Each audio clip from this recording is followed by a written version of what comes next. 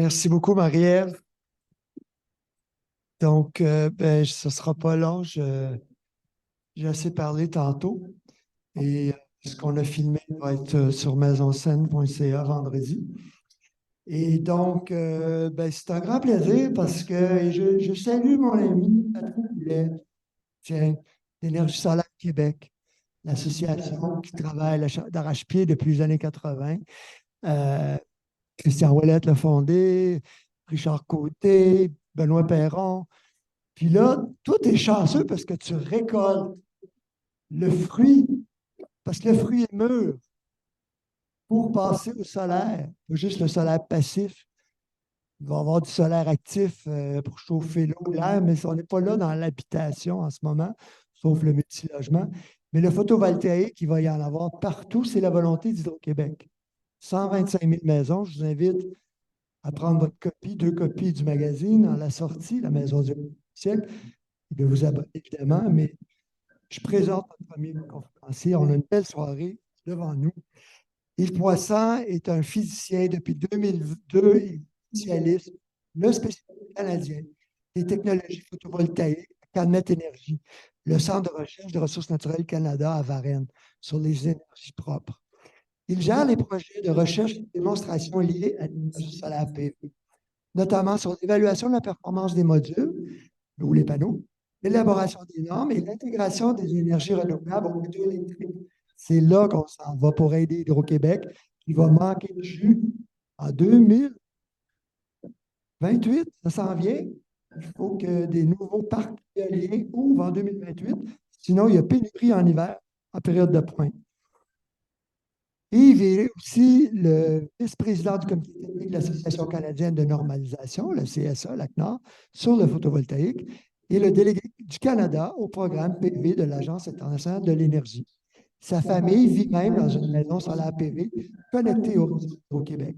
Il nous parlera du potentiel et de la rentabilité de l'électricité solaire au Québec. Monsieur Poisson.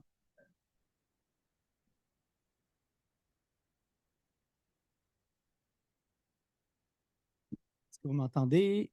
Merci. Donc, bien, merci André de m'avoir invité ici ce soir pour parler d'énergie solaire. Des fois, moi, je trouve qu'on n'en entend pas assez parler. C'est en train de changer. Mais ça existe déjà dans le paysage québécois depuis de nombreuses années, là. André faisait une rétrospective. Peut-être que je peux en faire une courte moi aussi si on va à la prochaine diapo. En fait, dans les années 90, le solaire était déjà utilisé au Québec pour... Ah, c'est le bouton vert. Excellent. Non, non, j'aime bien avoir le contrôle sur les diapos. Puis vous me direz quand il me restera 2 minutes, là, j'ai 20 minutes, je pense, puis les questions, c'est après, c'est ça? À la toute fin. Parfait.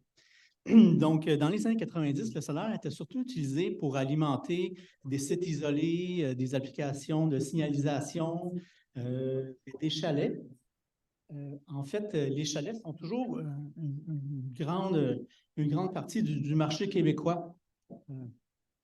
Si je peux y arriver, oui. Donc, la maison en haut, là, à votre gauche. Parce que, pourquoi est-ce qu'on met du solaire sur les chalets? C'est parce que ça coûte moins cher de mettre un système PV sur un chalet si on est situé à 6 km ou plus du réseau électrique que de se raccorder au réseau de distribution. Donc, on a beaucoup d'applications comme ça au Québec. Dans les années 2000, à mesure que l'énergie, la technologie devenait de plus en plus abordable, on a commencé à voir le solaire se rapprocher de nous, entre autres sur des maisons net zéro, des maisons efficaces. Donc, on avait 2 projets ici, la maison Ecoterra à Eastman, qui comporte un système PV intégré à la toiture, et puis aussi la bibliothèque net zéro de Varennes, un système de 110 kW à Varennes, donc sur un bâtiment net zéro.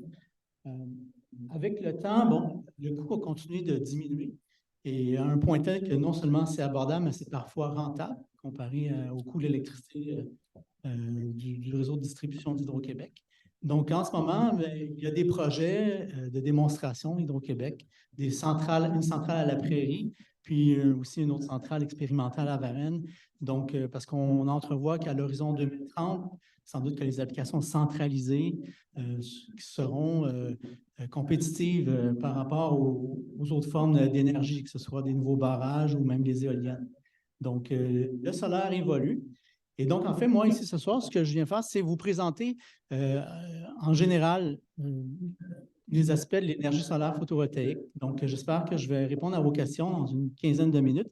S'il y a d'autres questions, s'il y a d'autres points que vous aimeriez que j'approfondisse, n'hésitez pas pendant la période de questions. Donc, on va commencer avec la première diapo. Donc, d'un point de vue général, qu'est-ce qu'un système photovoltaïque? Donc, l'unité de base d'un système, c'est le module photovoltaïque qui peut être aussi petit que quelques watts et aller jusqu'à plus de 500 watts. Je dirais en moyenne de nos jours, le module va faire 1 mètre par 2 mètres, donc 2 mètres carrés pour une puissance d'environ 400 watts. Lorsqu'on met les modules ensemble, on crée un ensemble qu'on appelle le panneau solaire photovoltaïque. Donc, parfois, les gens, en langage populaire, vont mélanger le panneau avec le module. Vraiment, le plus petite unité de base, ce n'est pas le panneau solaire, c'est le module PV. Et quand on l'assemble en ensemble, ça forme le panneau solaire qui convertit la lumière du soleil en électricité en courant continu. Donc, ce courant continu-là doit être converti en électricité courant alternatif qu'on utilise dans nos appareils. Et ça, c'est le rôle de l'onduleur qu'on voit ici. Je ne sais pas si j'ai un pointeur solaire avec ça. Peut-être. Hein? En tous les cas, c'est... Ah oui, ici, voilà, l'onduleur qui est là. Donc, l'onduleur convertit le courant continu en courant alternatif qu'on utilise dans la maison. Il contient aussi les fonctions de contrôle. L'intelligence du système est dans l'onduleur, qui est un appareil là, qui fait peut-être une taille de, je ne sais pas moi, 75 cm par une cinquantaine de centimètres. On peut aussi avoir des micro-onduleurs qui sont installés derrière les modules. Donc, bref, un système PV résidentiel va faire en moyenne entre 1 et 10 kW et peut combler environ de 20 à 30 des besoins en électricité d'une maison moyenne. La façon dont ça fonctionne, donc l'électricité est produite par le panneau solaire qui est converti en courant alternatif par l'onduleur et ensuite le courant est envoyé dans le panneau électrique. Pour revenir en arrière. Ouais. Dans le panneau électrique de la maison, qu'on voit ici, et donc les charges de la maison consomment l'électricité. Si on n'a pas assez, si le panneau solaire ne fournit pas assez d'électricité, la balance, là, ce qui est la différence, est fournie par le réseau électrique. Cependant, s'il y a une panne d'électricité, l'onduleur est programmé pour se mettre à l'écart.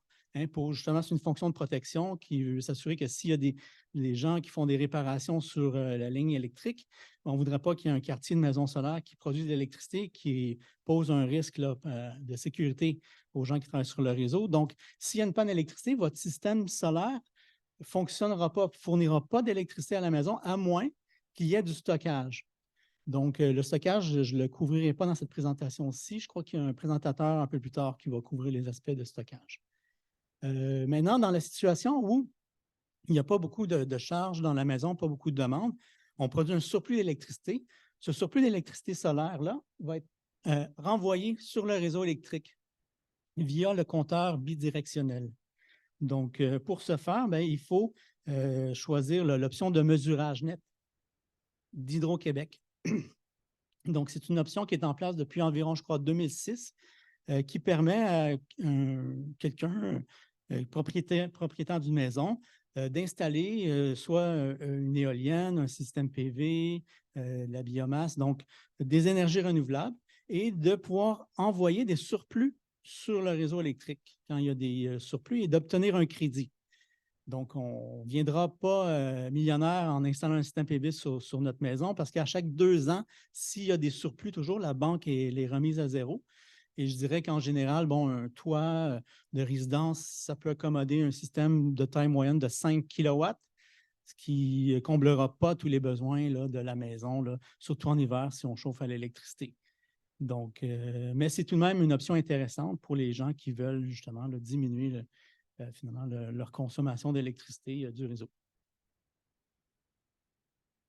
Donc ensuite, question potentielle. Combien est-ce qu'on peut s'attendre de produire d'électricité avec notre panneau, disons, de 1 kW? Là, si on a 2-3 modules PV pour une puissance de 1 kW, qu'on l'oriente vers vers le plein sud, incliné à la latitude du lieu, donc 45 degrés pour Montréal, on peut s'attendre à produire environ 1185 kWh par kilowatt par année. Et dépendamment d'où on se situe au Canada. Hein, dans les régions près des côtes Pacifique, Atlantique, c'est un peu moins que ça. On est autour de 960 et autres. Même chose pour le Grand Nord, on a un peu moins d'ensoleillement. Par contre, dans les prairies, en Alberta, on produit on a beaucoup de rayonnement solaire, donc autour de 1350 kWh de production par année. Parfois, bon, on se dit le Québec est un endroit froid, il y a de la neige en hiver, donc on ne doit pas produire beaucoup d'électricité solaire, mais non, c'est rien n'est plus faux. Si on se compare à d'autres capitales, d'autres champions de l'énergie solaire dans le monde, comme l'Allemagne, par exemple, qui produit 12 de son électricité nationale avec des panneaux solaires, l'Allemagne a un potentiel solaire inférieur à Montréal. Même chose pour le Japon, puis même chose pour la Chine, qui est le grand champion là, des capacités de production solaire dans le monde. Donc, on a un ensoleillement favorable qui est à peu près l'équivalent de l'ensoleillement de Bordeaux en France. Donc, un ensoleillement intéressant. Maintenant, comment est distribuée la production annuelle? En gros, bon, la production solaire est influencée par deux facteurs. Le premier, bon, ce n'est pas une surprise, c'est la quantité d'ensoleillement que le capteur reçoit sur une base annuelle. Le deuxième, c'est la température. En fait, plus il fait froid, mieux est la performance de la technologie. Plus il fait froid, plus on produit d'électricité. En fait, pour chaque 20 degrés de diminution de température, si on opère à 5 degrés au lieu d'opérer à 25 degrés, on a une différence de 20 degrés et donc on a une surproduction de l'ordre de 10 %. Donc, notre système, s'il fait 10 kW, il va produire 11 kW quand il fait 5 degrés. C'est ce qui fait que la plus grande partie de la production se fait généralement, bon, d'abord en été, parce que c'est là où il y a le plus d'ensoleillement, mais aussi au printemps, quand le soleil revient, puis qu'on a des températures un peu plus fraîches. Donc, c'est environ 60 de la production là, à Montréal qui serait concentrée au printemps puis en été. Il y a aussi le reste de la production, bon, c'est divisé entre l'automne puis en hiver. En hiver, on peut quand même avoir des journées à la fois froides puis très bien ensoleillées. Parfois, par contre, on se rend compte que les hivers sont parfois plus nuageuses que prévu, donc on produit moins d'électricité qu'on aurait cru. Et naturellement, il y a la neige. Donc, on arrive à la question de la neige qu'on me pose souvent. Est-ce qu'on peut avoir des systèmes solaires photovoltaïques au Québec, même s'il y a de la neige? La réponse est oui. En fait, même s'il tombe une tempête de neige de 10 cm sur notre panneau, s'il fait beau le lendemain, le soleil va passer à travers cette couche de neige-là et va réchauffer les modules. Et comme les modules ont une couche de verre sur le dessus, ça va faire fondre la neige et en dedans d'une demi-journée, la neige va glisser et va se dégager s'il n'y a pas d'obstacle dans le bas du toit. Donc, cette photo-là a été prise à 11 h le matin, le matin suivant une tempête de neige. Et donc, on voit que la plus grande partie du toit est maintenant dégagée. Donc, ce qui est important, c'est d'avoir un angle dans au moins 30 degrés ou plus, si possible.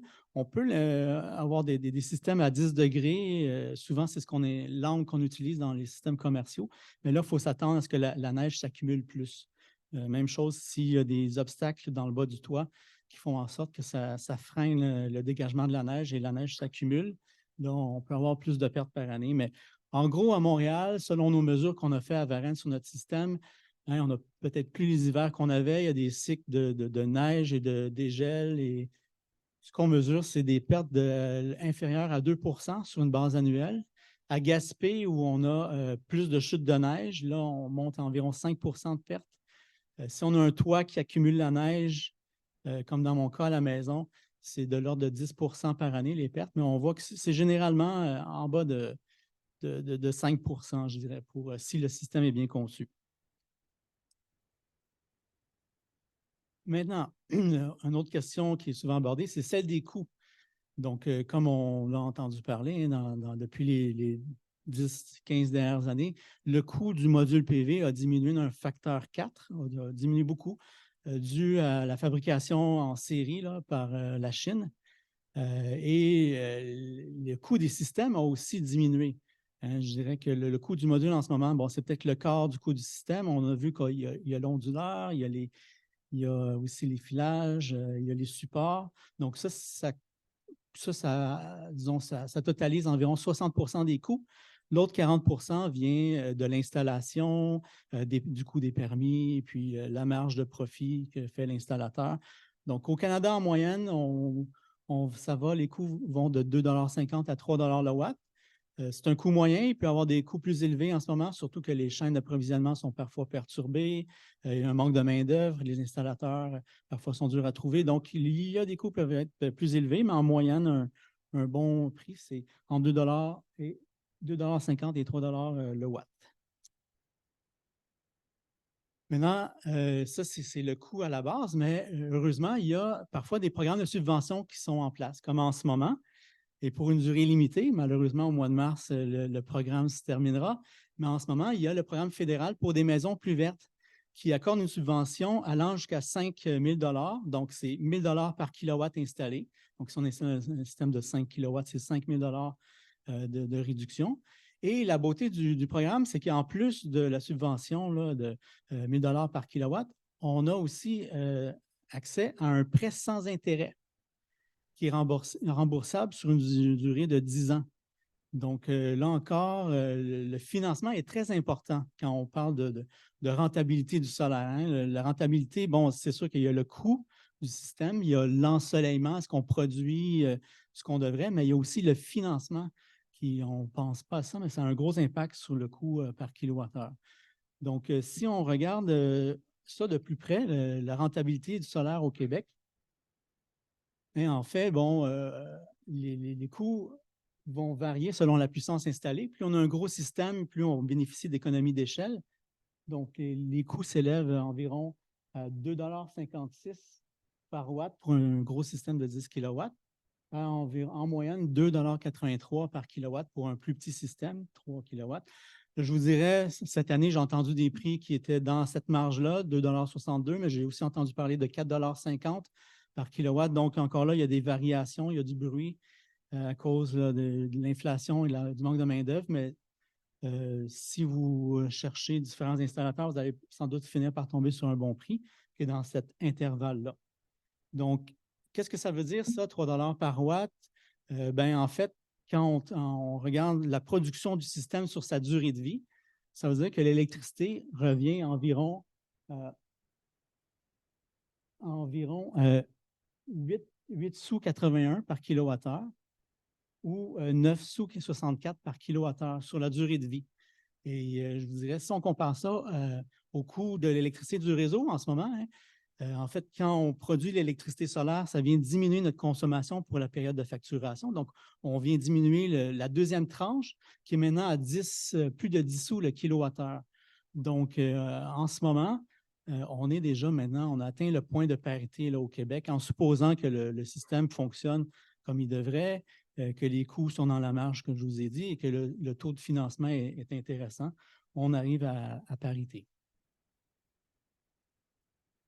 Bien, donc j'ai parlé de coûts, j'ai parlé de performance. Je ne sais pas, comme il me reste encore 5 minutes, c'est parfait. Ça ne devrait pas être encore très long.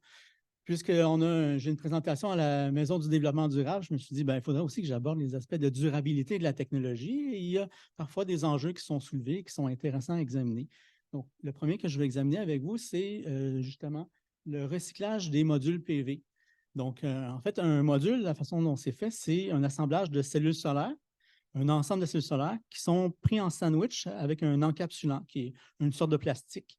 Et ensuite, ces cellules-là sont isolées avec une plaque de verre sur le dessus, puis une feuille arrière, qui fait en sorte qu'on diminue, on minimise les échanges avec l'extérieur, pour empêcher l'humidité d'entrer dans les cellules, pour justement là, préserver la qualité des cellules le plus longtemps possible. En fait, les modules qui sont offerts sur le marché sont garantis 25 ans, conserver 80 % de leur performance initiale sur 25 ans. Donc, il n'y a pas beaucoup de choses qu'on peut acheter qui sont garanties pour 25 ans. Donc, c'est une technologie qui est très fiable. C'est pour ça, d'ailleurs, qu'on alimente les satellites. dans l'espace. Si c'est un lieu qui est difficile d'accès et qui demande une bonne fiabilité, ben c'est les applications spatiales et le solaire joue son rôle dans l'espace, mais aussi sur Terre. Donc, on a cette structure-là et ensuite de ça, on ajoute un cadre d'aluminium pour rajouter disons, un peu une dureté, là, la rigidité au panneau. Donc, la bonne nouvelle, c'est que ces modules-là sont recyclables. En fait, on sait comment recycler 95% du poids du module. On peut récupérer l'aluminium, on récupère le verre, on récupère le silicium qui forme les cellules. La seule chose où il y a des pertes, c'est l'encapsulant, la membrane plastique, qui est plus difficile là, à récupérer. Mais encore là, le boîtier arrière avec les câbles de cuivre, on peut aussi récupérer ça. Et donc, réutiliser ces matériaux-là dans une nouvelle génération de modules. Donc, on met en place un peu une économie circulaire, finalement, là, qui permet justement de diminuer l'impact environnemental de la technologie. Donc, en ce moment, est-ce qu'on recycle les modules PV au Québec? Non, malheureusement, parce que le volume est encore trop petit et d'un point de vue modèle d'affaires, ce n'est pas rentable de recycler un module PV. Donc, c'est pour ça qu'il n'y a pas de capacité en place. Mais si on prend un virage vers le solaire, comme les Européens l'ont fait, de cela plusieurs années, bien, il y a des capacités, il y a des usines en Europe qui recyclent les modules PV. On peut s'imaginer que les mêmes solutions vont être adoptées en Amérique du Nord également. Maintenant, bon, en bout de ligne, il y a des déchets qui vont s'accumuler, en effet, et c'est un problème à traiter, mais il faut aussi relativiser. Il faut comprendre que la quantité en 2050, avec la capacité qu'on installe en ce moment, elle serait d'environ 160 millions de tonnes, ce qui est énorme, mais ce qui est tout de même beaucoup moindre que les déchets électroniques qui montent à 1876 millions de tonnes et encore moins que les cendres émises par les centrales au charbon qu'on voit ici, donc 45 000 millions de tonnes. Et enfin, les déchets ménagers qu'on voit un peu plus, là, 70 millions de tonnes. Donc, c'est un problème, il faut s'en occuper, mais en même temps, on ne sera pas enseveli sous des panneaux solaires là, après le programme d'Hydro-Québec d'installer 125 000 systèmes PV sur les résidences du Québec. Donc, je continue. En termes de maintenant d'empreinte carbone, hein, le solaire, c'est comme les technologies d'énergie renouvelable, l'éolien, l'hydroélectricité. On ne brûle pas de combustibles fossiles, donc il n'y a pas beaucoup d'émissions. Hein, comparé à une centrale au charbon, le solaire va diminuer de 94 l'empreinte carbone. C'est sûr qu'il y a une petite empreinte parce qu'il faut éliminer les minéraux, assembler la technologie, tout ça. Donc, il y a un 60 grammes par kilowattheure qui est émis, mais tout de même, comparé aux combustibles fossiles, là, on est clairement, on élimine la plupart des gaz à effet de serre émis et il n'y a pas d'émissions pendant l'opération. Donc, maintenant, bon, pour les personnes qui se demandent, OK, je serais intéressé d'acheter un système PV, comment est-ce que je dois m'y prendre? Est-ce qu'il y a des technologies qui sont meilleures que d'autres? Je vous dirais, assurez-vous d'acheter des technologies qui sont certifiées. Donc, il y a des normes canadiennes qui garantissent la qualité, la sécurité des modules PV. La même chose pour les onduleurs. Et finalement, l'installation est décrite dans le Code électrique du Québec. Section 64 de la partie 5 décrit comment installer les systèmes PV, mais ça, c'est plus votre électricien qui va se soucier de cette partie-là. Ensuite de ça, bon, est-ce qu'il y a des marques qui sont meilleures que d'autres? Je vous dirais, regardez la garantie qui est offerte. En général, on garantit que le module va conserver au moins 80 de sa performance initiale sur 25 ans, mais il y a certaines compagnies qui vont offrir des meilleures garanties. Donc, dans ce temps-là, c'est gage de qualité. Et pour terminer, donc, si vous cherchez d'autres ressources, des installateurs, je vous invite, des installateurs de confiance, je vous invite à aller regarder le site d'Énergie solaire Québec qui comporte un répertoire des installateurs et des consultants en énergie solaire au Québec. Ma compréhension, c'est qu'il y a un effort qui est mis pour seulement lister les installateurs qui sont certifiés, qui ont une expérience, une compétence. Donc, Patrick fait un bon filtrage à ce niveau-là.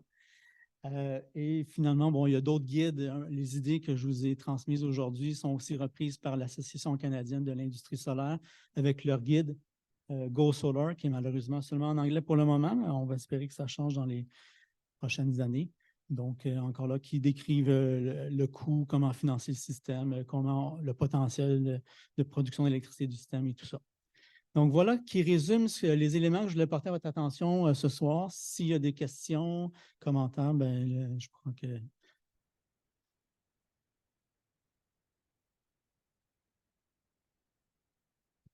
Oui, en effet. C'est garanti 25 ans, mais c'est un peu comme les voitures. Hein? Les voitures, c'est garanti 5 ans, mais beaucoup de gens les gardent 10 ans. Les modules PV, bon, sont garantis 25 ans, mais il y en a qui sont installés sur le terrain depuis 30-40 ans. Ce qu'on observe, c'est qu'il y a un vieillissement de la cellule de l'ordre de 0,6 par année.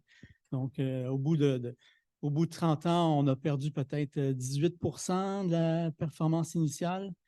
Il peut y avoir un vieillissement aussi, bon, s'il y a de l'infiltration d'humidité dans le module ou de la neige qui a fondu et l'eau s'est insérée dans le module. Mais je dirais qu'en général, oui, ce n'est pas rare de trouver des modules qui, après même 30-40 ans, continuent toujours de fonctionner. Oui.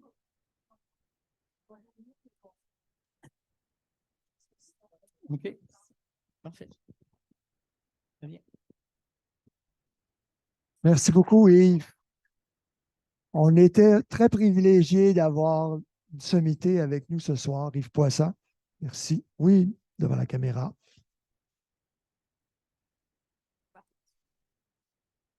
Alors, ce soir, notre deuxième conférencière, qui est de toutes mes conférences depuis un an à la Maison de développement durable, Diane Bastien, qui est physicienne de formation, mais également docteur en génie du bâtiment, spécialisée en intégration des technologies solaires au bâtiment.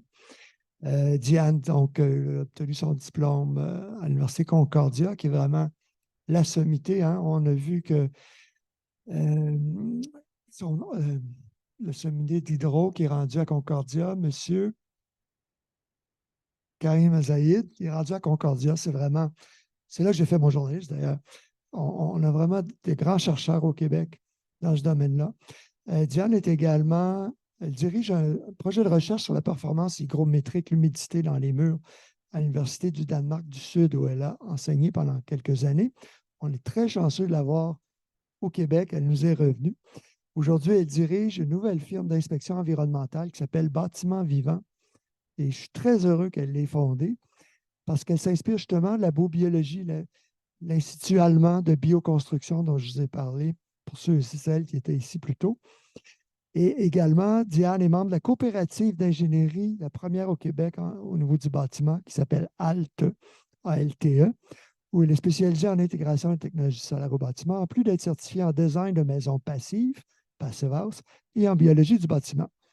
Finalement, elle a remporté plusieurs prix académiques et en 2016, le journal Les Affaires l'a présenté dans son dossier des 10 ingénieurs qui bâtissent l'avenir.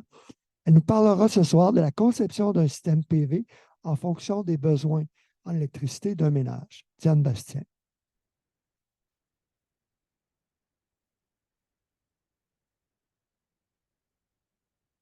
Alors que je baisse le micro.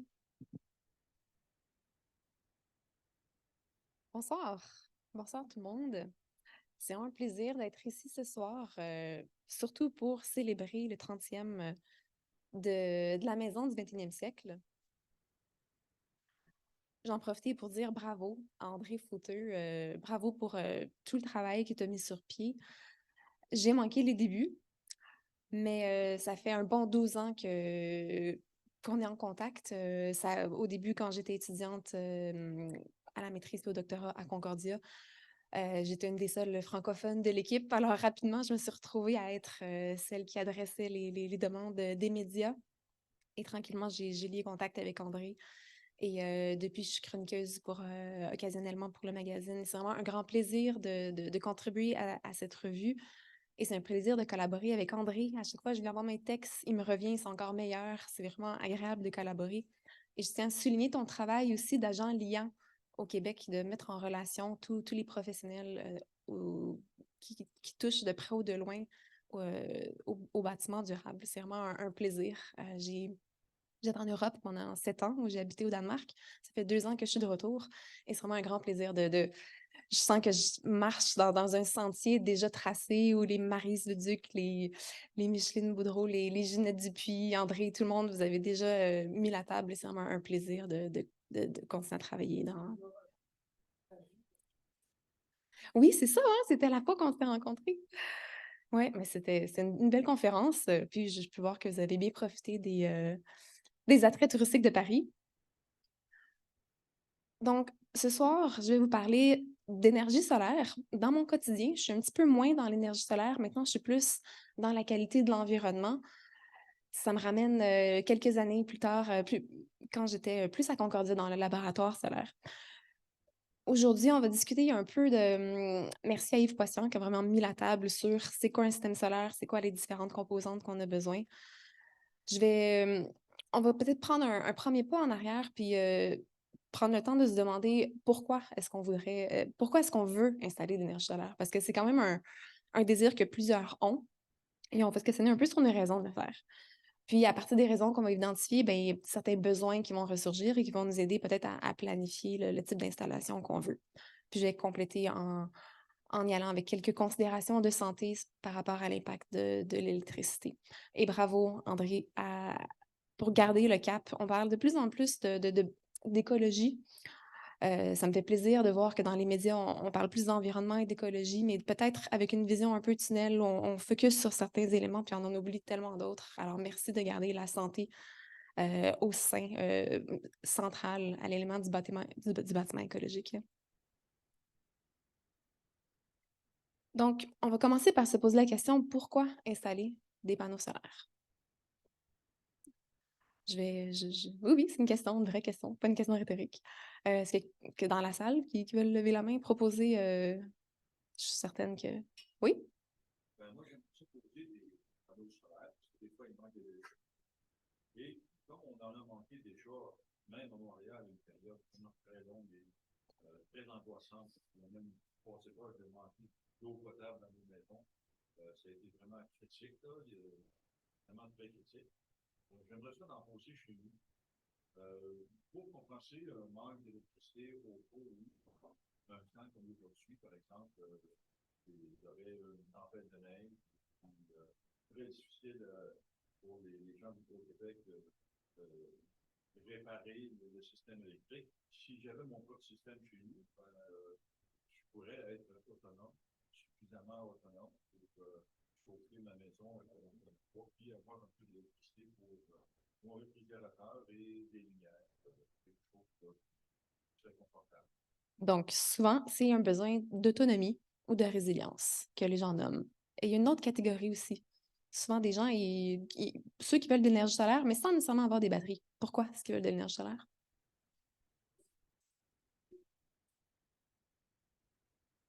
L'aspect économique, OK. C'est vrai que maintenant, on s'en vient compétitif avec l'hydroélectricité, puis peut-être qu'avec la subvention, en fait, il y aurait moyen que ce soit même économique et rentable financièrement. C'était pas l'autre argument que je cherchais. Une espèce de grande catégorie. On veut de l'énergie solaire. Pourquoi? Souvent, les gens pensent que c'est écologique. Moi, je veux des panneaux solaires. Ben oui, c'est bien mieux que l'hydro. Mais déjà, il faut se rappeler déjà, l'hydro, ben, ça reste une ressource renouvelable. Rien n'est parfait. Tout a des impacts dans la vie. Donc, l'aspect écologique, c'est souvent une raison qui est amenée de l'avant par des personnes qui sont intéressées à l'énergie solaire. Mais on peut vraiment se poser la question, est-ce que des panneaux solaires, c'est vraiment plus écologique que l'hydroélectricité? On a vu tout à l'heure des valeurs par rapport à l'empreinte carbone, les émissions de gaz à effet de serre des deux filières. Mais vraiment, si on veut pouvoir avoir une vue d'ensemble sur ce sujet-là, il ne faut pas focusser seulement sur l'empreinte carbone, mais il faut vraiment regarder, avoir une espèce de vue globale sur c'est quoi les différents impacts des différentes filières de production. Et pour ce faire, on utilise un outil qu'on appelle une analyse de cycle de vie, qui est vraiment une grosse méthodologie complexe, fastidieuse, où finalement, on se limite à certains indicateurs qu'on compare entre eux pour pouvoir voir les différents impacts. Donc, je vais vous présenter des résultats qui sont tirés d'une étude, en fait, d'une revue de littérature, parce qu'il y a différentes études qui montrent les différents impacts, entre autres de la filière d'hydroélectricité, solaire et d'autres. Mais il y a une revue qui a compilé, en fait, toutes ces les différentes études qui ont été faites ensemble. Donc là, va se retrouver avec une plage de performance, parce qu'on s'entend qu'un barrage hydroélectrique au Québec, au Brésil, c'est pas la même chose. Tout comme un panneau solaire produit, par exemple, au Québec versus produit en Chine avec du charbon, on n'a pas les mêmes impacts non plus. Donc, il faut toujours garder en tête que même ces études-là, elles ont beau être très, très, très pointilleuses, mais à chaque fois, finalement, on se ramasse à analyser une situation qui se retrouve être très précise dans une certaine localité. Puis si on change d'endroit, on pourrait avoir un portrait qui peut être quand même passablement différent. Donc, on va regarder certains impacts environnementaux clés. Je ne vais pas passer trop de temps là-dessus, mais quand même, c'est vraiment les impacts les plus importants. Donc, en premier, on va regarder le potentiel d'acidification, ce qui contribue au plus acide. Ensuite, on va regarder... Non, c'est mieux de l'autre côté. On va regarder le potentiel d'eutrophisation. Pardon, je l'ai mal écrit. Ce qui contribue au lac bleu, qui est quand même une problématique qui nous touche au Québec. On va regarder le potentiel de réchauffement climatique. Ça, tout le monde est quand même bien familier avec ça. On en parle beaucoup ces temps-ci. On va regarder le potentiel de création d'ozone photochimique, qui est un polluant. On va regarder l'utilisation des terres, la consommation d'eau, la demande d'énergie cumulative, ce qu'on appelle aussi l'énergie primaire, en anglais embodied energy. C'est l'énergie nécessaire qui a été, par exemple, pour créer un barrage hydro.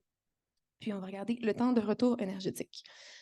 C'est-à-dire, pour un panneau solaire, par exemple, bon, ça prend de l'énergie, créer un panneau solaire. Bien, le panneau solaire doit opérer pendant combien d'années avant de réussir à créer l'énergie pour rembourser sa dette énergétique, en quelque sorte.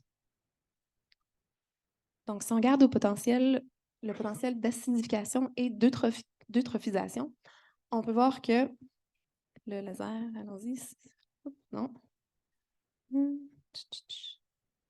Donc, on peut voir que de manière générale, l'hydroélectricité contribue moins que les panneaux solaires pour le potentiel d'acidification. Pour l'eutrophisation également, c'est un petit peu l'hydroélectricité, une longueur d'avance un petit peu moins définitive que les panneaux solaires photovoltaïques, mais de manière générale, on peut voir que l'hydroélectricité a tendance à avoir moins d'impact par rapport à ces deux facteurs-là. Mais finalement, pour tous les facteurs, c'est à peu près le même portrait global qu'on obtient. Donc, de manière générale, on peut voir que l'hydroélectricité va produire moins de GES qu'un panneau solaire. Ensuite, tout dépend. On sait qu'un barrage hydroélectrique au Brésil, par exemple, va vraiment émettre beaucoup plus de GES qu'au Québec. Même chose pour les panneaux solaires, dépendamment où ils sont produits. Mais il y a aussi des raisons économiques qui font qu'actuellement, les panneaux solaires sont produits en Chine et non au Québec. Donc ça, on n'a pas beaucoup de contrôle là-dessus à court terme. Donc finalement, en gros, la plupart de tous ces indices-là sont finalement dérivés aux besoins énergétiques. Plus qu'on a besoin d'énergie, plus c'est les usines qui vont polluer. Donc finalement, pour tous les indicateurs qu'on a, on a pas mal l'hydroélectricité qui a tendance à être moins néfaste que le photovoltaïque. Pour l'utilisation des terres, on a un portrait un peu différent. On peut voir que l'hydroélectricité, on a vraiment une grande plage où là, vraiment, si on a des réservoirs, on peut vraiment inonder des grands territoires. Pour le photovoltaïque, bien, ça dépend. Si on met un panneau solaire sur un bâtiment, évidemment, on ne prend pas d'espace additionnel. Versus si on prend vraiment un champ et on enlève les bêtes du pâturage pour mettre des panneaux solaires et on ne fait pas de double utilisation, bien, là, à ce moment-là, on a un impact plus conséquent.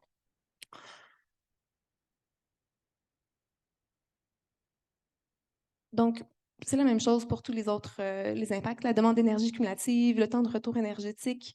Temps de retour énergétique, ici, les panneaux photovoltaïques, on commence à être environ vers 10 ans. Ça, c'est quand même important. Puis encore là, avec Yves, on a vu, ça peut être moins que ça. Il y a des pays où ça peut être jusqu'à 4 ans. Ah, merci. Je me disais que ça faisait pas de sens. Je disais 4 ans. Donc, pour un panneau solaire, c'est vraiment important parce qu'il y a quand même une durée de vie, de 25 à 40 ans probablement, selon sa qualité. Donc, on va être certain qu'il va rembourser sa dette énergétique. Puis, oui, les panneaux solaires produisent plus d'énergie que ce qui était nécessaire à leur production. au Québec, ils vont venir rembourser cette dette-là beaucoup plus rapidement que s'ils sont installés en Allemagne ou au Danemark, par exemple. Donc, si on revient aux besoins de résilience maintenant, euh, c'est un besoin fort légitime. On est au Québec, nos hivers sont froids. Surtout que l'on parle de plus en plus d'électrification des transports. Si on passe aux voitures électriques, si non seulement on n'a plus de courant à la maison, mais la voiture est électrique, puis là, on ne peut même pas aller se chercher une pinte de lait au dépanneur ou aller chercher ce qu'il nous faut. On peut vraiment être pris.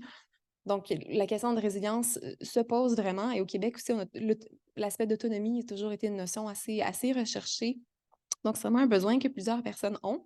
Et si on revient en arrière, il y a une dizaine d'années, quand on commençait à intégrer l'énergie solaire au Québec, il y a une quinzaine d'années, au début, il y avait vraiment juste deux options. Soit qu'on était 100% autonome, soit qu'on était 100% connecté au réseau. Mais maintenant, depuis quelques années, on peut venir aller jouer dans les entre-deux. Maintenant, on peut être à la fois connecté au réseau, mais avoir un ondulaire hybride qui va switcher en mode autonome en cas de panne du réseau. Et là, avec une petite banque de batterie, on va être capable d'alimenter des charges prioritaires. Donc, c'est vraiment intéressant de voir ces nouveaux développements-là qui sont maintenant possibles. Donc là, on peut se permettre aussi d'éventuellement de venir phaser une installation dans le temps. Donc, si vous voulez dimensionner votre installation solaire, commencez par vous questionner sur quel est votre besoin de résilience. Est-ce que pour vous, c'est important d'en avoir ou pas du tout? Et jusqu'à quel point? Donc, évidemment, si pour vous, la priorité, c'est l'aspect écologique. Puis, tout à l'heure, j'ai fait la comparaison seulement avec l'hydroélectricité, mais c'est sûr que si on se place dans un contexte où l'on parle d'électrification des transports, puis que là, on veut vraiment augmenter la capacité de production d'énergie renouvelable du Québec, puis là, on ne se retrouve pas à remplacer l'hydroélectricité, finalement, on se retrouve à remplacer du pétrole. Donc là, le tableau est quand même différent. Et là, l'énergie solaire, au niveau environnemental, est nettement à des qualités environnementales beaucoup plus intéressantes que le pétrole. Donc, on pourrait très bien faire le choix d'installer des panneaux solaires juste pour le côté écologique et pas avoir de batterie. C'est plus économique. C'est une installation qui est plus simple, mais dans ce cas-là, on n'a aucune résilience. Alors, il va falloir être pas trop fâché le jour qu'il n'y a pas de panne, puis qu'on pourra avoir nos beaux panneaux solaires sur le toit, mais on ne pourra rien alimenter, malheureusement. Si on y va vers une installation hybride, à ce moment-là, on peut considérer de peut-être venir espacer dans le temps les achats. Par exemple, on pourrait, par rapport au type d'onduleur, l'ondulaire qui va venir transformer l'électricité produite en courant continu par les panneaux en courant alternatif, il y a deux types d'onduleurs. On peut avoir un onduleur central, donc on a juste une machine qui vient, tout passe à travers ça, mais des fois, on a des panneaux solaires qui ont chacun leur micro-onduleur. Donc, on pourrait y aller, on pourrait décider d'aller en phase, on pourrait décider d'aller vers une technologie avec les micro-onduleurs, puis on peut se dire que, OK, au début, on commence par acquérir un certain nombre de panneaux, puis on peut planifier dans 2 ans, on achète des panneaux supplémentaires et on peut augmenter l'installation comme ça. On peut décider d'acheter tous les panneaux maintenant avec une minuscule batterie juste pour le frigo tout de suite, puis se dire, bon, quand j'aurai un petit peu plus d'argent plus tard, j'augmenterai ma capacité de batterie, mais choisir l'onduleur en conséquence. Donc, il y a vraiment des nouvelles possibilités qui s'offrent à nous. Le prochain intervenant va être Deco Solaris, c'est bien ça? Donc, c'est vraiment une compagnie qui est impliquée dans le solaire depuis plus d'une décennie au Québec. Ils savent vraiment ce qu'ils font, ils sont à l'affût des dernières technologies. Donc, trouver vraiment des professionnels, ça fait longtemps qu'ils sont dans le portrait au Québec. Ils vont pouvoir vous conseiller et vous aider à dimensionner votre installation.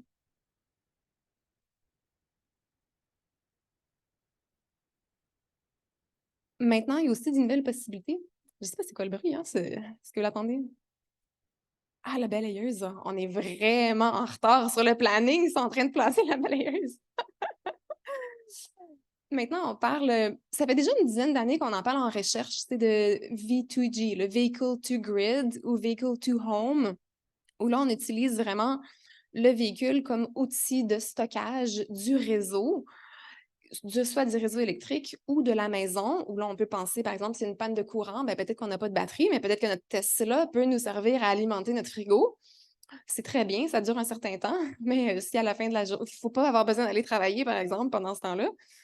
Mais là, tranquillement, il y a quand même il y a une dizaine d'années, c'était dans la R&D, mais là, tranquillement, ça devient de plus en plus proche de la réalité. On n'est pas encore là, mais justement, les gens éco-salaristes sont en train de tester des propositions, sont en train d'aller chatouiller Hydro-Québec. Bon, c'est lourd des fois à bouger les choses, mais il y a vraiment des belles possibilités.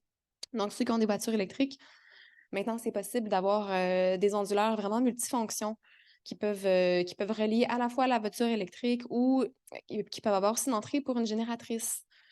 Donc, vraiment, il commence à avoir des super beaux produits sur le marché, puis aller voir des personnes qualifiées qui vont pouvoir vous expliquer les possibilités qui changent assez rapidement. Mais on est de plus en plus près que ça commence à être possible maintenant. Ici, je vous ai mis une ressource pour vous aider à dimensionner votre installation solaire. Ça vous amène vers un fichier Excel qui a été développé par Ressources naturelles Canada. Si on va voir dans ce fichier-là, à la feuille 2 du fichier Excel, on peut sélectionner la ville. Ici, si vous cliquez là, dans les municipalités, il y a comme un filtre, puis vous pouvez aller sélectionner votre ville. Donc là, on revoit un peu les chiffres qu'on a vus tout à l'heure. Pour Montréal, annuellement, un panneau solaire d'une capacité de 1 kW va produire environ 1190 kWh. Donc, si on regarde là, les unités en haut, on parle c'est la production en kilowattheure par kilowatt peak ou kilowatt crête en français.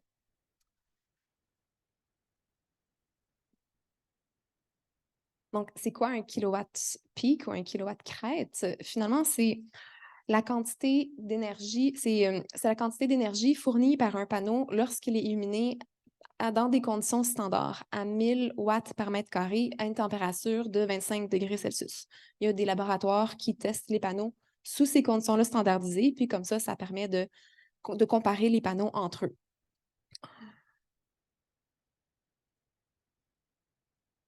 Donc, si on prend un exemple d'un panneau de 190 watts, si on illumine ce panneau-là pendant 1 heure à 1000 watts par mètre carré, on va produire 190 watts-heure.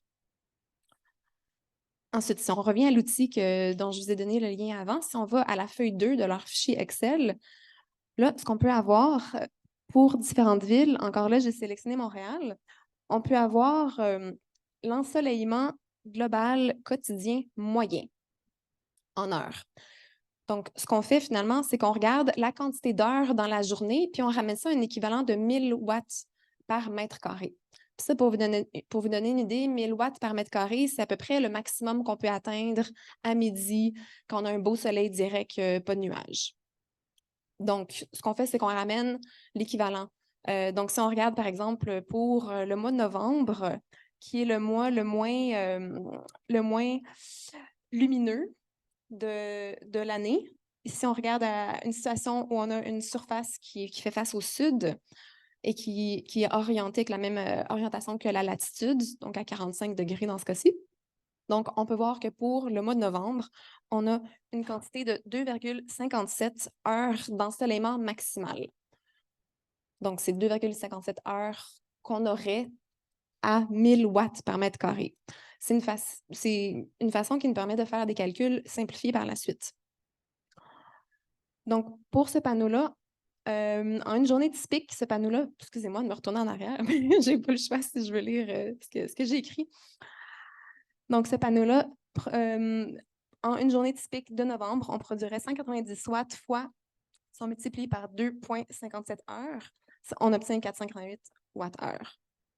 Et en un an, ce panneau-là produirait 226 kWh. Donc, on revient chercher notre 1190 kWh par kilowatt crête et on multiplie par 0,19 kW, qui est finalement notre 190 watts.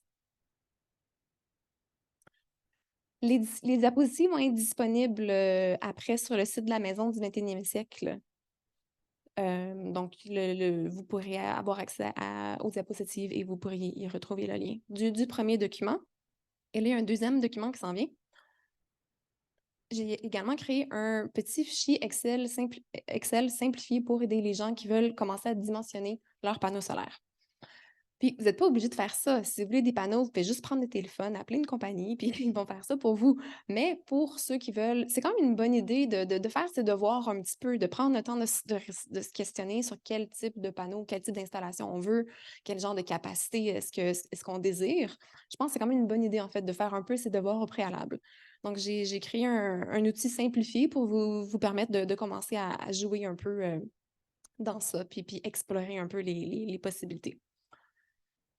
Je ne sais pas s'il est déjà disponible. Je ne sais pas si ma collègue a réussi à le mettre à temps, mais si ce n'est pas disponible dès maintenant, laissez-nous demain ou après-demain. Là, ça va ça va être mis en ligne sous peu. Donc, la première partie, on va aller venir dimensionner les panneaux par rapport à nos besoins. Si ici, là, dans le fond, je dimensionne une installation qu'on peut dire hybride, ou dans un cas qu'on est, par exemple, relié au réseau électrique, mais qu'on désire avoir une certaine autonomie en cas de panne. Mais il faut se demander, c'est quoi nos charges prioritaires? Qu'est-ce qu'on veut alimenter? Le frigo, le congélateur, souvent, ça, c'est ça qui va en premier parce qu'on veut pas perdre nos aliments en cas de panne. Là. Dès que c'est plus que 24 heures, là, ça commence à être problématique. Et la pompe à eau, c'était le prochain. On l'a vu là, avec la panne au printemps. Moi, j'étais à Châteauguay, là, c'était vraiment pas drôle dans ce coin-là. Donc, vraiment, la pompe, je dirais même peut-être plus que le frigo encore, parce que là, ça peut créer des dommages encore vraiment plus grands que juste perdre sa nourriture. La pompe sump pump, là, la pompe de drainage, ou également la pompe à eau, ceux qui sont en. Si notre eau aussi est tributaire de l'électricité, on est quand même vraiment mal pris. Si non seulement on n'a pas d'électricité, mais on n'a même pas d'eau, on ne peut pas flasher les toilettes, ça commence à être vraiment problématique. Donc, on pense aux éléments prioritaires qu'on veut vraiment, qu'on a vraiment besoin de pouvoir se fier, même en cas de panne. Puis, on essaie d'évaluer la quantité d'énergie qu'on aura besoin pour alimenter ces appareils-là. Pour le frigo, c'est un peu différent. La plupart des appareils, bon, on va commencer par une lumière. Pour une lumière ou n'importe quel appareil, finalement, l'idée, c'est d'aller voir combien de watts consomme cet appareil. Donc, on peut prendre, dans l'exemple que j'ai mis ici, j'ai mis, bon, OK, on a une lumière qui consomme 30 watts, une autre qui consomme 100 watts. On veut utiliser ces lumières-là, disons, 4 heures par jour. Puis ensuite, dans le fichier ici, les cellules qui sont en rouge, le calcul se fait automatiquement. Donc, on va calculer la quantité d'énergie nécessaire. Donc, pour notre ampoule de 100 watts qu'on utilise 4 heures par jour, on va avoir besoin de 400 watts-heure. Pour un frigo, c'est un peu différent parce que le frigo, il n'est pas toujours en fonction. Il prend des pauses, il y a un peu d'isolation, puis bon, vous ne savez pas nécessairement combien d'heures par jour votre frigo travaille. Donc, le plus facile, c'est d'aller retrouver l'étiquette Energuide associée à votre modèle. Si vous faites une recherche en ligne, normalement, vous pouvez aller le trouver. Puis vous pouvez aller savoir combien de. Oups, pardon. Vous pouvez aller savoir combien de kilowattheures par année votre frigo consomme. Donc, dans ce cas-là, j'ai trouvé un frigo qui consomme 630 kilowattheures par année. Là, nous, on veut le transformer en wattheures. Donc, on va diviser par 1000, puis je suis intéressée à la consommation quotidienne. Donc, on divise par 350. Donc, si vous cliquez ici dans. Pardon, je me mélange tout le temps, tous les boutons. Donc, si vous cliquez ici dans la cellule, au tout début, vous entrez la consommation du frigo. Si vous remplacez, par exemple, 850 au lieu du 630 kWh, puis ensuite, le reste du calcul est déjà fait. Donc, on a déjà vu comment calculer les autres charges. Puis après, finalement, on additionne tout ça pour arriver à une consommation quotidienne pour subvenir à vos besoins de vos charges prioritaires. Par la suite, on regarde les autres. Si on veut évaluer la production, on regarde le nombre d'heures d'ensoleillement minimum. Donc, ici, si on prend par exemple le mois le plus ensoleillé, le moins ensoleillé de l'année, novembre dans le cas de Montréal. Donc, on va s'assurer que même en novembre, on va être capable de produire suffisamment pour couvrir nos besoins. Donc, on vient entrer ici le chiffre qu'on est allé chercher, l'ensoleillement, le nombre d'heures d'ensoleillement maximal, minimal. André me disait, il n'y a pas une erreur dans ce que tu disais. Non, non, il n'y a pas d'erreur. Je comprends que c'est un petit peu mélangeant, mais j'espère que j'ai réussi à l'expliquer de façon. Donc, j'ai mis une petite note à côté. On prend le mois le moins ensoleillé. Ensuite, on entre un coefficient pour les pertes du système parce qu'il y a l'onduleur, on va avoir de l'ombrage. c'est jamais parfait. Là, il y a toujours il y a toujours des pertes dans le système. Donc, on entre un coefficient, le 20 c'est assez typique. Ensuite, ici, on peut entrer le coût du système. Donc, allez vous chercher une soumission, puis après, vous pouvez aller entrer le montant dans cette cellule-là. Et après, ici, en rouge, le fichier va vous calculer la capacité minimale du système. Donc, pour les charges que j'ai entrées au tableau précédemment, ben, j'aurais besoin d'un système de 1,2 kW. Puis après, le fichier va vous calculer la production annuelle en kilowattheure et va vous calculer le coût du système en dollars par watt. Et finalement, vous avez l'option d'entrer une durée de vie pour le système. Là, j'ai mis 25 ans et dans cet exemple-là, ben, on arrive à 9,4 sous le kilowattheure. Donc, ça vous permet de jouer avec les paramètres comme ça, puis de commencer à faire comparer des soumissions peut-être. Et puis par la suite, vous pouvez également regarder pour dimensionner la batterie. Donc, pour la batterie, il suffit d'entrer la tension de la batterie, 12 volts, ça pourrait être 24. Le pourcentage de décharge alloué, ça va dépendre. Si on a des batteries au plomb, généralement, on ne veut pas les décharger moins de 50 parce qu'après, ça vient les abîmer. Si on a des batteries au lithium, on peut faire des décharges plus profondes, souvent jusqu'à 80 Donc, ça, c'est le genre selon le type de soumission que vous aurez, c'est le genre de questions qu'il faut poser à celui qui va vous accompagner dans cet achat. Et puis, ensuite, il faut entrer le nombre de jours d'autonomie désiré parce que le chiffre qu'on a entré, là, le 2,57, c'est une moyenne, 2,57 heures. C'est la moyenne du mois de novembre, mais il y a des mois qu'on va peut-être avoir juste l'équivalent d'une heure, 1 heure et demie à 1000 watts par mètre carré. Donc, des fois, on a vraiment quelques journées très nuageuses en ligne. Donc, vous entrez le nombre de jours d'autonomie désiré.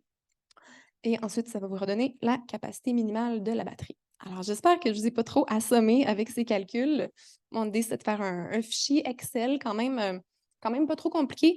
C'est sûr, ici, ça pourrait être plus complexe. Là. Sur 25 ans, on va peut-être penser à remplacer l'onduleur peut-être après 10-15 ans.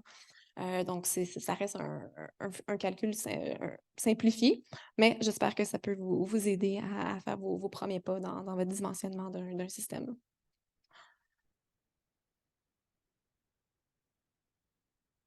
Et je voudrais conclure sur l'aspect de la santé.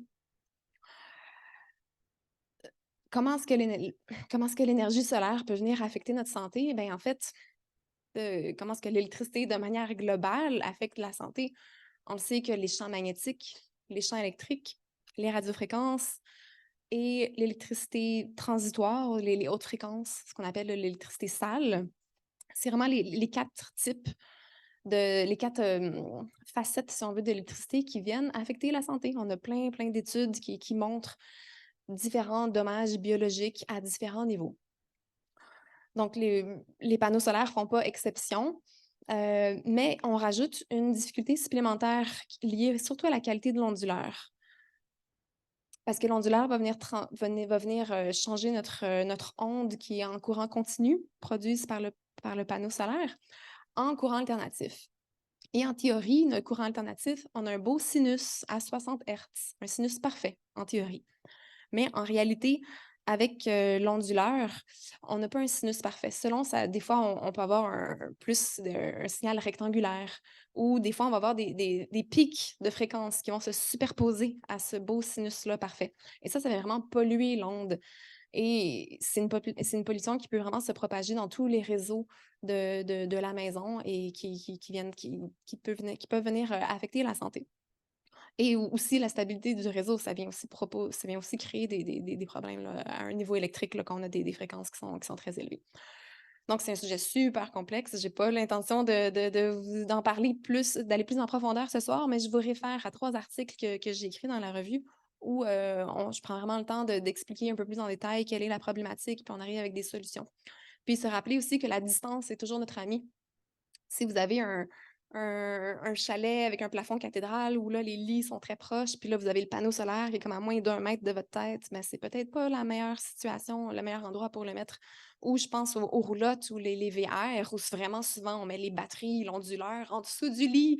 Non, il ne faut pas faire ça. Donc, rappelez-vous, la distance est votre ami. Mettez ces éléments-là quand même le plus loin possible de vous et allez lire ces articles pour en savoir plus. On parle, c'est un investissement financier quand même important. Donc, on ne voudrait pas peut-être vous retrouver avec des conséquences auxquelles vous n'auriez pas pensé après avoir investi autant d'argent dans un système. Donc, prenez le temps de bien planifier cet aspect-là. Alors, merci beaucoup. J'espère que je n'ai pas dépassé le temps. André dirait, c'est correct, j'ai le droit, c'est mon party. Oui, merci beaucoup. On va répondre à la question après.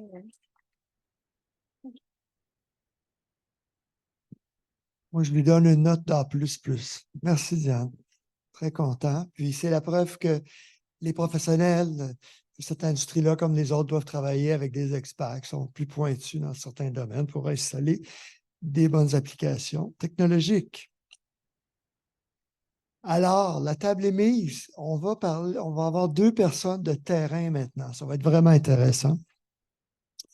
Je vous présente Louis-Philippe Lévesque, qui est titulaire d'une maîtrise professionnelle en génie électrique. Il est directeur adjoint chez EcoSolaris, un chef de file en produits d'énergie renouvelable. Depuis sa fondation en 2008, la mission de l'entreprise est d'accélérer la transition énergétique en développant et en distribuant des produits innovants de qualité qui sont accessibles à tous. Spécialisé dans la conception des systèmes PV avec stockage d'énergie, Louis-Philippe a collaboré à plusieurs projets d'électrification solaire locaux et internationaux. Il détient donc une excellente connaissance des différentes réalités énergétiques mondiales et sait reconnaître les occasions d'innover. Ce soir, ça va être vraiment intéressant parce qu'il va nous parler d'une thermopompe solaire photovoltaïque qu'ils ont développée au Québec. Monsieur Lévesque.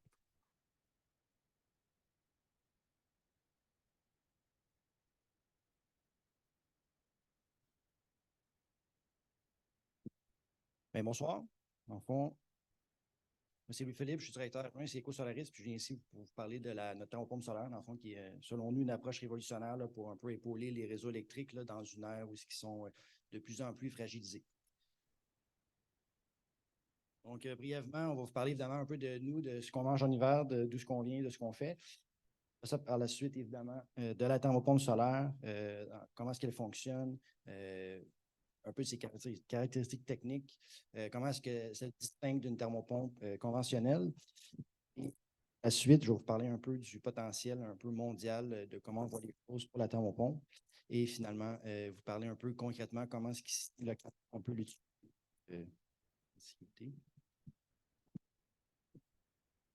Comment est-ce qu'on peut l'utiliser, excusez-moi, pour aider les réseaux électriques fragilisés. Bon, okay. All right. Donc, rapidement, EcoSolaris, on a été fondé en 2003 et non en 2008. Donc, on a 20 ans cette année. On est spécialisé, nous, principalement dans les projets hors réseau, donc où ce que les gens n'ont pas accès au réseau électrique public, autrement dit, où ils vivent à l'énergie solaire à l'année. Dans le fond, nous, principalement, on est par défaut une des plus, disons, vieilles entreprises là, dans la spécialisation hors réseau. Fait que par défaut, on avait souvent les premiers à faire plusieurs choses. On était les premiers à être spécialisés en réseau, les premiers à distribuer un paquet de produits d'énergie solaire, les premiers à avoir une boutique en ligne en Amérique du Nord, entièrement orientée à l'énergie solaire. Puis aussi, on était souvent les premiers à travailler avec des batteries dans des applications hors réseau. Donc, souvent, on était habitués chez les manufacturiers à avoir des batteries en backup, en secours. Mais nous, vraiment, on a essayé d'un peu changer la donne, là, puis de un peu les tester de tout bord, tout côté, en les cyclant quotidiennement. Donc, c'est venu avec un paquet d'anecdotes, mais n'empêche, au fil du temps, on a développé une belle expertise là, dans le stockage aussi. Cela dit, on n'a évidemment pas juste travaillé localement, on a fait plusieurs projets à l'étranger, notamment parce qu'on avait aussi une division, là, ou du moins une franchise en Afrique, au Bénin, pendant plusieurs années, dans laquelle on a participé à un paquet de projets là, de l'électrification des transports, d'électrification des hôpitaux, par exemple, puis d'éclairage public. On a aussi travaillé avec beaucoup, évidemment, d'organismes locaux ici et d'entreprises pour faire des projets qu'on appelle net zéro, donc dans lesquels, sur une année, on fait autant d'énergie qu'on consomme sur une échelle annuelle. Donc, c'est vraiment cœur. Donc, cela dit, on a travaillé beaucoup avec Solutions ERA, on a travaillé avec Cohabitation, avec aussi Landmark Passivhaus, qui a réussi à faire la maison solaire passive la plus performante au Canada, encore à ce jour. Puis aussi, bien évidemment, on a beaucoup de projets là, d'électrification des réseaux là, pour les Premières Nations, là, autant les Atikamekw, les Mohawks, les Inuits du Grand Nord. Évidemment, aussi, on a plusieurs projets là, avec plusieurs ONG, là, notamment au Congo, au Sénégal et au Bénin. Donc, EcoSolaris a 2 départements, 2 divisions qui sont indépendantes l'une de l'autre.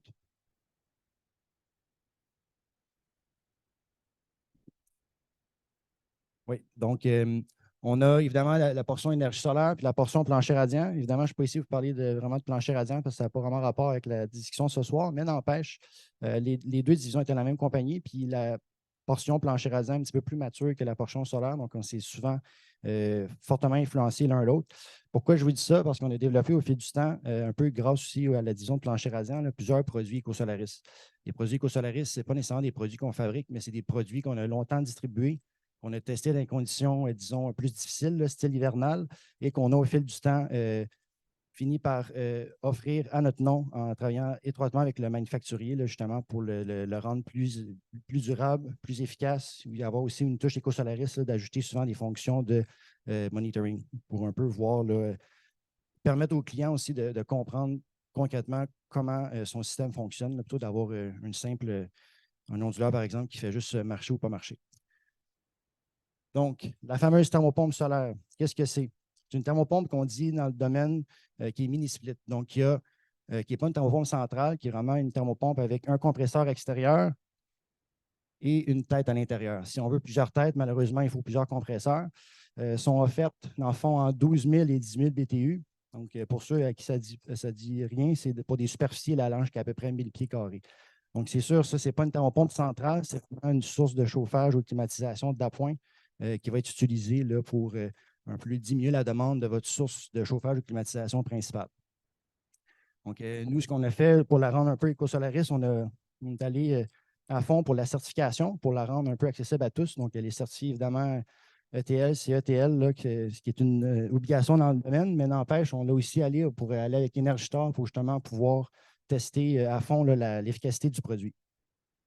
Ici, on a ajouté une fonctionnalité de Wi-Fi qu'on peut voir ici, que je vais vous parler plus en détail tantôt, qui vous permet aussi de justement paramétrer des choses puis un peu de voir la portion solaire versus la portion électrique là, de l'appareil. Concrètement, la thermopompe a 2 fonctions. Donc, on peut la brancher réseau, puis on peut l'avoir hors réseau. Pour l'application réseau, c'est assez simple. Donc, on a 2 entrées électriques.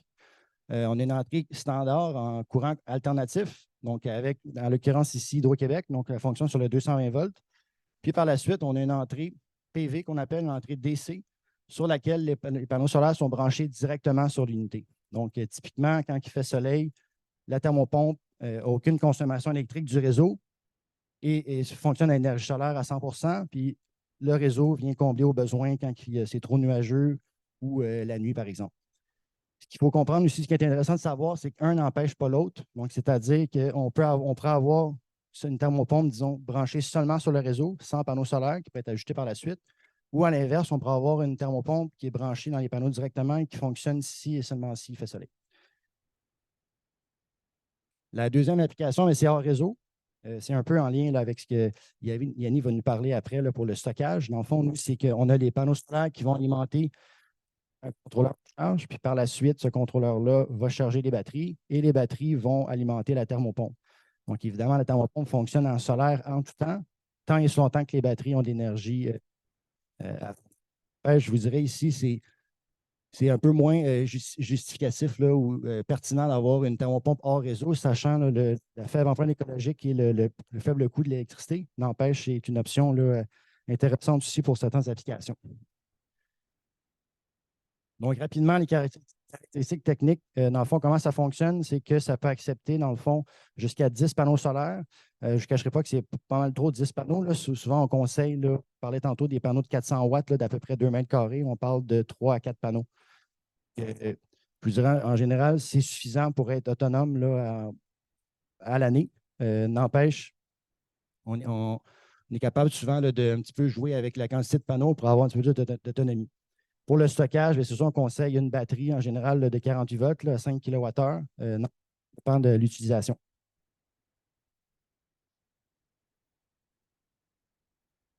Donc, pourquoi une thermopompe versus une thermopompe conventionnelle? La thermopompe solaire, l'avantage qu'elle a, c'est qu'elle ne vous oblige pas à avoir des panneaux solaires. Donc, on peut, comme je vous disais tantôt, être branché seulement au réseau, seulement ajouter des panneaux. N'empêche, la thermopompe vous permet justement d'ajouter le solaire pour diminuer grandement votre consommation. Comment est-ce que ça fonctionne? C'est que l'idée, c'est de l'utiliser à temps plein, même quand vous n'êtes pas à la maison. Dans le fond, vous la branchez avec les panneaux solaires. Quand il fait soleil, vous la laissez en fonction.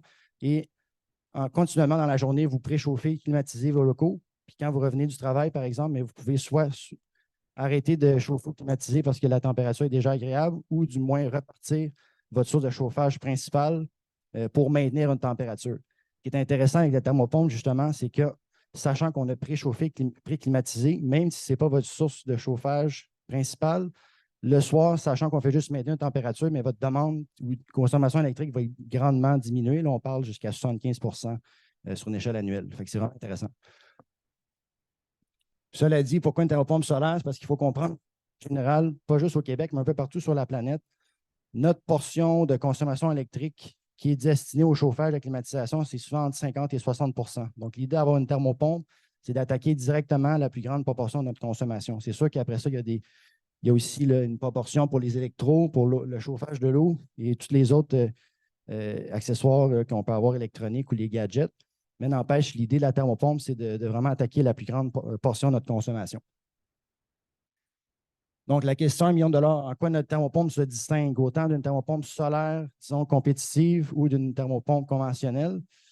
Je vous dirais que c'est la première thermopompe solaire qui est certifiée Énergie Star. Donc, ça, c'est déjà un grand plus là, pour la thermopompe. Donc, ce qui fait en sorte qu'elle est admissible à plusieurs subventions, dont celle de Logivert qui va sortir, ou du moins qui va être lancée là, en 2024. On a aussi une fonctionnalité Wi-Fi. Donc, ce que je vous parlais plus tôt ici, si on regarde à l'écran, c'est que vous avez, dans le fond, dans la première page, comme une thermopompe conventionnelle, on peut évidemment moduler un peu la température, on peut paramétrer ou programmer des plages horaires d'arrêt, de départ. Mais il y a aussi le fait qu'on peut voir ici, par exemple, autant journalier, mensuellement qu'annuellement, notre proportion de l'énergie qui vient des panneaux solaires. Donc, en orange, c'est le solaire, en bleu, c'est le réseau. Donc, on est capable de voir rapidement, là, en pourcentage ou en valeur absolue, la quantité d'énergie qu'on a eue, disons, gratuitement. Il y a aussi le fait que c'est le meilleur retour de l'investissement sur l'industrie. Je ne vous demande de porter attention ici. Oups. Ici au graphique. Dans le fond, évidemment, la thermopompe solaire, ce n'est pas la seule manière de réduire notre facture électrique, ou du moins notre consommation en chauffage ou en climatisation. On peut évidemment avoir un système branché réseau, comme on parlait tantôt, avec du mesurage net qui nous permet de diminuer notre consommation sur la facture. On peut évidemment augmenter l'isolation de la maison. On peut aller avec de la biénergie pour les grandes froids, ou on peut même simplement changer les fenêtres. Mais nous, en fond, on a décidé de le comparer, en fond, avec des thermopompes conventionnelles, avec la biénergie, avec une meilleure enveloppe, avec des meilleures fenêtres, avec un système PV et finalement avec l'isolation qui rend la maison net zéro. Puis on se rend compte au fil du temps, là, si on fait la somme des coûts annuels après 15 ans pour avoir une même proportion de chauffage ou de climatisation économisée, soit de 30 % dans le cas de cette simulation-là, on se rend compte que les coûts totaux de la thermopompe solaire, ou du moins de notre thermopompe solaire versus une thermopompe conventionnelle disponible dans n'importe quel magasin de grande surface, mais a de loin les plus faibles coûts. Sinon, au niveau mondial, c'est sûr que ça a beaucoup de potentiel ici, n'empêche, mais on a parlé dans la conférence juste avant comme quoi il y avait plusieurs mois ici de l'année qu'on avait un potentiel solaire assez faible. On parlait des fois de 2, 3, 4 heures là, par jour d'ensoleillement, disons, appréciable. Fait que c'est sûr que je ne vous cacherai pas qu'on essaye un peu plus de descendre en latitude pour attaquer les marchés, parce que je vous dirais que le potentiel est beaucoup plus grand. Fait que c'est sûr, cela dit, d'ici 2050, l'Agence internationale de l'énergie estime à peu près une hausse de 30 % dans les besoins commerciaux, puis d'à peu près 100 % dans les résidences, disons, unifamiliales, là, de la hausse des besoins en climatisation. Vous avez ici, là, sur la courbe, là, vous voyez que partout sur la planète, la capacité installée climatiseur là, va augmenter drastiquement.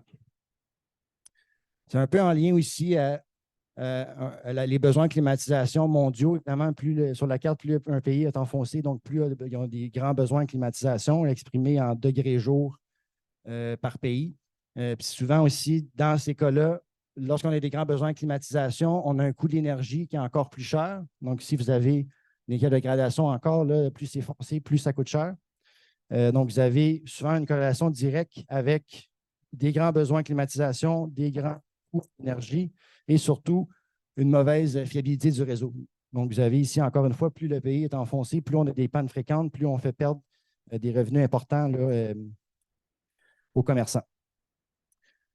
Donc, concrètement, qu'est-ce qu'on peut faire dans le réseau ici? C'est ça, ce qu'il faut comprendre, c'est que pas besoin d'aller aussi loin pour voir qu'on a des réels besoins. Si on regarde, par exemple, un événement assez concret, là, ou du moins récent d'actualité, on a ici, dans la province du Texas, en juillet 2023, on a eu un record historique de chaleur. On a eu 100 jours, 23 jours, ce qui faisait 100 degrés Fahrenheit là, consécutifs. Donc, on parle à peu près là, de 100 jours, ce qui faisait au moins 38 degrés Celsius.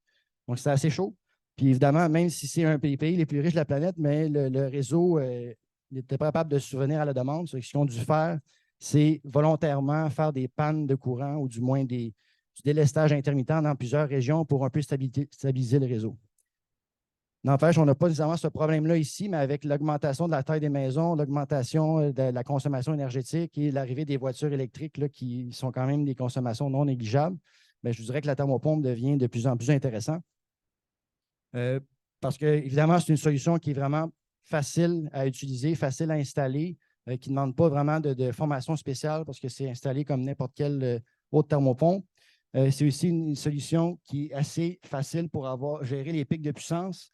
Aussi, pour les opérateurs de réseau, aussi, c'est facile parce qu'on n'a pas besoin de modifier des facturations où il n'y a pas de flux entrant, c'est-à-dire qu'on n'a pas de réinjection dans le réseau. Fait que c'est vraiment de la production locale qui affecte nullement le réseau, ou du moins nullement de manière négative. C'est évidemment accessible aux solutions, aux solutions gouvernementales. Puis finalement, je voulais vous montrer à quel point c'est les solutions les plus écologiques aussi, parce que c'est sûr, je suis d'accord avec le fait que l'empreinte des panneaux solaires est souvent supérieure à celle des barrages hydroélectriques. Ça, je suis 100% d'accord. N'empêche, si on compare encore une fois les mêmes options que je vous parlais, donc changer les fenêtres, opter pour la biénergie, changer pour une thermopompe conventionnelle ou tout simplement opter pour une marée isolation, mais on se rend compte que sur une période de 15 ans, dans les émissions de gaz à effet de serre en CO2 équivalent, la thermopompe n'est pas nécessairement la meilleure option, mais elle est quand même dans les solutions les plus gagnantes. Puis considérant que c'est de loin la solution la plus abordable, je pense définitivement que c'est un bel atout ou un bel ajout à un réseau électrique public. J'espère que j'ai réussi à vous convaincre de pertinence et de l'importance d'une thermopompe solaire. Puis sachez que pour l'événement, on a une promotion de 5 % sur l'achat de tout conteneur. Merci beaucoup et merci encore de l'invitation.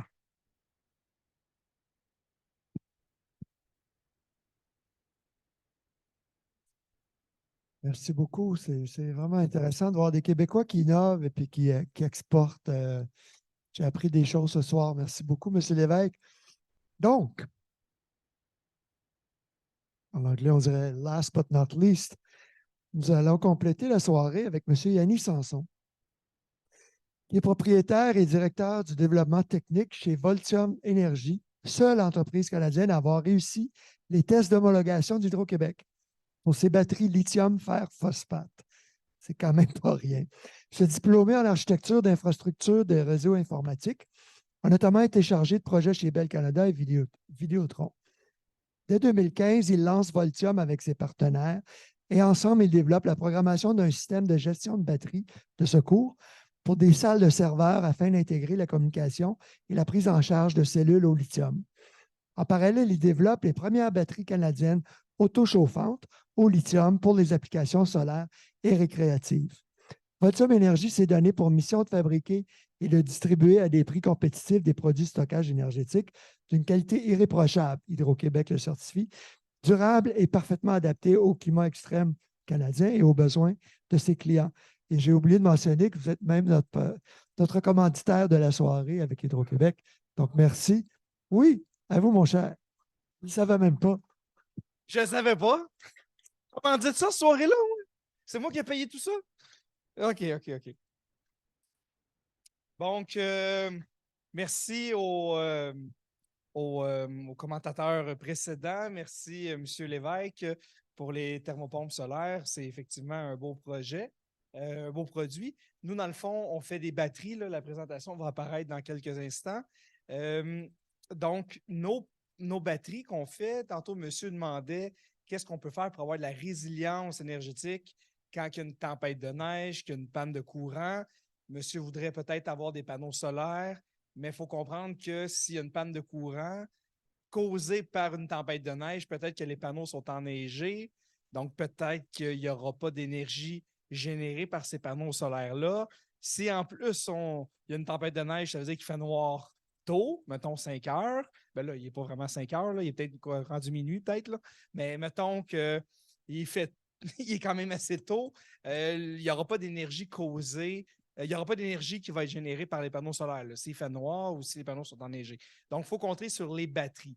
Et aujourd'hui, on va en parler quand la présentation va arriver, mais les batteries qu'on fait servent très bien pour, exemple, avoir une source de backup énergétique, ou bien ils vont servir pour accumuler l'énergie qui va être générée par les panneaux solaires.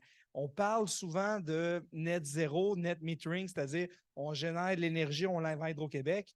Moi, ma façon de voir les choses, c'est d'être la meilleure, mais moi, je pense que pour la majorité des résidents, en tout cas au Québec, pour une maison de taille moyenne, moi, je crois que si on ajoute des batteries à une résidence, je crois qu'on est mieux de garder la production solaire pour notre maison au lieu de l'envoyer sur le réseau. Puis quand je parle avec les gens d'Hydro-Québec, eux aussi, ils semblent préférer ça parce qu'on va pousser, si on adopte le net metering, donc de l'énergie solaire qu'on génère, la pousser sur le réseau, d'utiliser en live sur notre maison, si on n'a pas de batterie, ben, on ne règle pas le problème majeur d'Hydro-Québec en ce moment. C'est-à-dire que pendant les périodes de pointe, la période de pointe, il n'y a pas tant de solaire. Là. Entre 6 et 9 le matin, où est-ce qu'on va consommer beaucoup, c'est pas là qu'il y a le plus de génération solaire qui va se faire.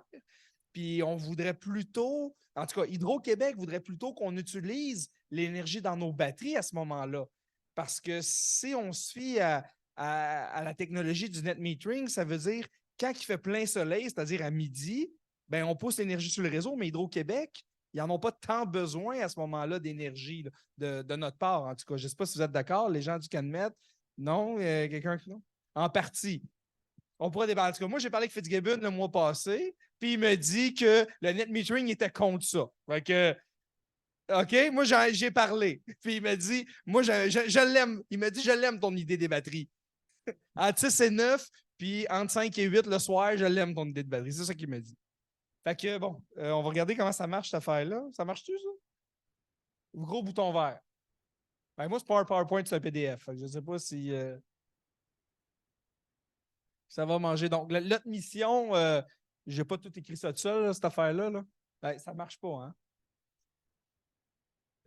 Oui, ben, c'est pas fiable, cette technologie-là. Là. Bon, écoutez, je vais vous dire next là, pour descendre en bas. Descendez encore une fois. Écoutez, peut-être la souris, ça va mieux aller. Toi, tu avais des problèmes de micro, moi, des problèmes de manette. Bon, écoutez. Hein? Oh, faut que je le tienne. Ah, OK. Désolé. Donc, les batteries lithium, les avantages, je ne vais pas toutes les nommer. Là, pendant que je parle, vous pourrez lire. Ici, on les compare à la technologie acide. Dans le fond, dans le message qu'on essaie de propager avec notre propagande, c'est que le lithium, c'est la nouvelle technologie, c'est ce qui va remplacer la technologie traditionnelle lead acide, AGM ou encore VRLA, donc l'acide à soupape. Bref, ce qu'on dit, c'est qu'avec le lithium, théoriquement parlant, mettons qu'on est dans un environnement de laboratoire, là, cette technologie-là, la batterie qu'on achète, si tout va bien, ça durerait 25 ans. OK? Évidemment, on va se baser sur quelque chose de plus réaliste. Là. 25 ans, ça paraît grand, mais disons qu'on y va au niveau théorique. La technologie lithium elle présente plusieurs avantages. On peut amener la batterie complètement à terre sans l'endommager de façon irréversible, comme c'est le cas avec l'acide. La batterie, on peut la mettre dans d'autres positions. La batterie, on peut éviter d'avoir à la ventiler. On va éviter de l'entretenir comme on le ferait avec une batterie à l'acide, c'est-à-dire ajouter de l'eau. Fait que c'est une batterie qui va aussi, par son volume, contenir plus d'énergie que la batterie traditionnelle et non seulement va être plus légère. Fait qu'elle présente plusieurs avantages. Puis c'est pas pour rien que Hydro-Québec, dans ses équipements, c'est-à-dire dans ses salles de serveurs, dans ses salles télécom, dans ses sites de radio mobile, ont abandonné il y a 10 ans la batterie traditionnelle acide pour se tourner vers le lithium. Puis on le dit quand on a l'occasion, on est fiers. On travaille avec Hydro-Québec, donc on fabrique les batteries pour leurs applications, malgré que Hydro-Québec a une division, là, la fameuse division EVLO, pour les micro-centres de conteneurs. Quand que ça touche le centre de télécom, c'est avec nous qu'ils travaillent, puis on est bien fiers de pouvoir les aider avec ça. Donc là, je pèse fort et fort encore. Ah, ça fonctionne. OK. Donc, on a plusieurs gammes de batteries. Ça va partir au modèle du 12 volts. C'est le fun de voir que c'est bien calibré à l'écran. Mais on va avoir des batteries qui vont, par exemple, de, disons, 14 ampères à 400 ampères. Donc, d'environ jusqu'à 5,12 kWh dans le 12 volts dans une simple et même batterie. Nous, ce qui nous distingue, c'est qu'on bâtit nos propres moules. On design notre électronique, on choisit nos composantes. Fait qu'on se considère vraiment comme un fabricant parce qu'on a le contrôle, le plein contrôle sur toute la chaîne d'assemblage et ça nous assure évidemment une qualité parce qu'on choisit nos composantes, on les répare, puis on va assurer la pleine garantie de nos produits. Fait que quand on dit aux clients que le produit dont la technologie, on essaie de lui faire honneur, va durer 15 ans, ben, le client va être sûr qu'on va être capable de lui réparer si d'un, il l'a mal entretenu, dans la mesure où, est-ce qu'exemple, il l'aurait laissé vide à des températures très froides, il pourrait avoir endommagé sa batterie, ou s'il a fait quelque chose qu'il ne devait pas, là, exemple, brancher le courant à l'envers dessus, on va être en mesure de lui réparer. On a toutes les pièces et on est très fiers de tout ça. Donc là, je pèse fort. Donc ici, on a des batteries on est en train d'assembler pour des prototypes. On a des batteries, d'autres modèles de batteries juste à gauche, où est-ce qu'on est en train de modifier pour certaines applications commerciales. Il y a certains clients qui vont nous demander de modifier la configuration interne pour être compatible avec certains appels d'offres. On est capable de tout faire ça. Ici, ce que je veux apporter, comme ce que le message veut diffuser, c'est qu'il y a beaucoup de batteries qu'on va retrouver dans les chalets, dans les maisons hors réseau, qui étaient anciennement sur la technologie à la mode, le 24 volts. Aujourd'hui, le 48 volts a pris la place du 24 volts. Le 24 volts cherche un peu à disparaître, là. Vraiment, 12 volts, 48 volts, ça va être vraiment les technologies qu'on va retrouver. Mais j'essaie d'attirer l'attention sur le fait qu'une seule batterie qui va peser 100 livres, donc une 24 volts 200 ampères, avec un écran là, qui va donner l'information du niveau de charge au client, va remplacer quand même. Là, évidemment, là, on ne voit pas toute l'image, c'est dommage, mais si on voyait toute l'image, on verrait qu'une seule batterie comme ça, là, une 24 volts 200 ampères qui pèse 100 livres, remplacerait tout de même 4 batteries du même poids. Anciennement, on était, quand on avait un bon système là, pour un chalet, on avait 4 batteries 6 volts de, disons, 200, des L16, là, 4 batteries 6 volts de 400 ampères, ça pesait 100 livres par batterie. On devait en avoir 4 pour avoir un système 24 volts. Et maintenant, on est capable d'avoir une seule batterie qui a le même poids qu'une des 4 qui va remplacer tout ça. Et quand on avait anciennement les fameuses 4 batteries, ils étaient en série. C'est-à-dire que si une des batteries avait une défaillance, il fallait remplacer le parc des 4 batteries, il fallait entretenir ces 4 batteries-là, c'est-à-dire qu'il fallait rajouter de l'eau, il fallait s'assurer qu'ils étaient balancés, il ne fallait pas qu'une des batteries ait un voltage trop inférieur par rapport aux autres. Bref, c'était quasiment compliqué d'avoir un système solaire. Aujourd'hui, ce qu'on essaie de dire, c'est qu'on a quelque chose de plus simple. On a une batterie, il y a un écran, l'écran va donner le niveau d'énergie qu'on va calculer en pourcentage, qu'on va appeler en anglais le state of charge. Donc, pour le fameux client qui veut un système solaire, qui veut quelque chose de simple, il va pouvoir se référer à cet écran-là. Et même si la batterie tombait complètement à plat, donc, mettons 0%, ben, ça ne serait pas la fin du monde comme ça l'était avant avec l'acide. Avant, avec l'acide, la batterie tombait complètement à plat, c'était grave, là. On venait de perdre le parc de batterie. Puis c'est pour ça que des fois, on va dire, Monsieur André Fauteux, quand on nous dit pourquoi vous dites que les batteries à l'acide vont durer en moyenne 3 ans, ben c'est parce qu'en moyenne, ça va arriver que chez certains clients, il pourrait y avoir une défaillance chez une de leurs batteries, puis qui va faire en sorte qu'à cause d'une batterie défaillante, on va perdre le parc au complet. Mais avec le lithium, quand il est de qualité, ben, on va éviter ce trouble-là. Même si une batterie tombait à plat pour 1 mois, oui, il va y avoir une perte d'énergie, mais ça n'empêchera pas la batterie de fonctionner encore pendant 10 ans. Bon, évidemment, on a d'autres batteries. Là, ici, on voit une 48 volts et une 51 volts. Il y en a qui vont me dire pourquoi 48, 51? C'est parce que dans les applications on fait aussi des applications de propulsion de moteurs. Donc, tu sais, quand on appelle car de golf, des moteurs électriques de bateau, quand on fait d'autres moteurs de propulsion, souvent la tension est vraiment faite pour le 48 volts. Et quand on pense plutôt à stockage solaire, on va plutôt dans le 51 volts parce que le 51 volts pourrait endommager les moteurs sur le 48. La tension du lithium étant plus élevée, ça peut créer un problème. C'est pour ça qu'on tient en stock les 2 tensions, soit le nominal 48 volts et le nominal 51 volts. Donc, je passe ça tout de suite. Là, ça ne nous intéresse pas. Là, ici, on voit des batteries de type rack. Ils sont idéales pour le stockage solaire de grande capacité. On va le voir sur les captures, les différentes images qu'on peut faire, les différents setups, excusez-moi, qu'on peut faire. Ici, je n'irai pas dans la vidéo parce qu'on va manquer de temps, mais ce que je voulais vous montrer, si on n'était pas en retard dans la présentation, c'était que ça, ici, sur les photos, c'est une brasserie. Dans le fond, ce n'est pas une brasserie, c'est une micro-brasserie. Ici, ils se brassent de la bière en Ontario. C'est une brasserie qui est 100% hors réseau, donc nullement connectée à aucun réseau. L'Internet arrive par Starlink et ils font de la très bonne bière. Je voulais en apporter ce soir, mais je l'ai oublié. De toute façon, je ne l'aurais pas pour tout le monde. Mais eux, ils sont complètement off-grid. Ça a passé à CTV News, mais ils sont 100% réseau, hors réseau, et ils font de la bière. Fait que c'est super. On encourage leur type de commerce. Ici, bon, on a des installations de stockage en maison, en chalet. Évidemment, le format de type rack des batteries fait en sorte qu'on optimise l'espace. On peut mettre beaucoup de batteries dans une façon de les stocker où est-ce que c'est optimal pour que ça prenne le moins de place possible pour stocker le plus d'énergie possible. Fait que d'autres exemples d'installation.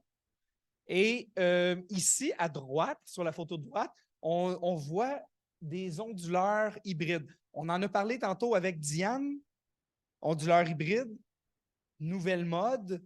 On va en parler. OK? Jean-Philippe, tu ne devais pas en parler peut-être un peu? Non? OK, parfait. Non, c'est moi qui ai mal lu, pas de problème.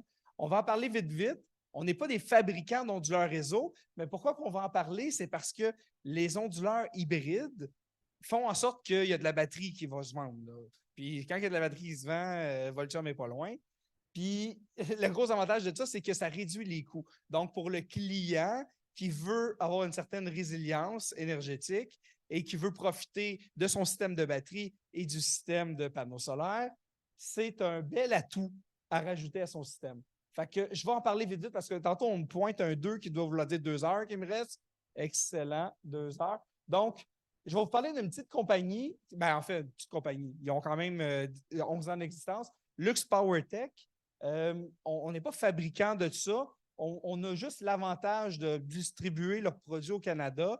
Donc, à votre installateur solaire, à votre partenaire de confiance, vous pourrez lui demander de vous procurer ça. Mais en vrai, qu'est-ce que ça fait? C'est que pour un 6000 watts qui fait du 120-240, donc on parle vraiment de 2 phases, là, 2 phases de 120 volts qui fait du 23 ampères, ça ramène le prix pour le client final en moyenne à 2099.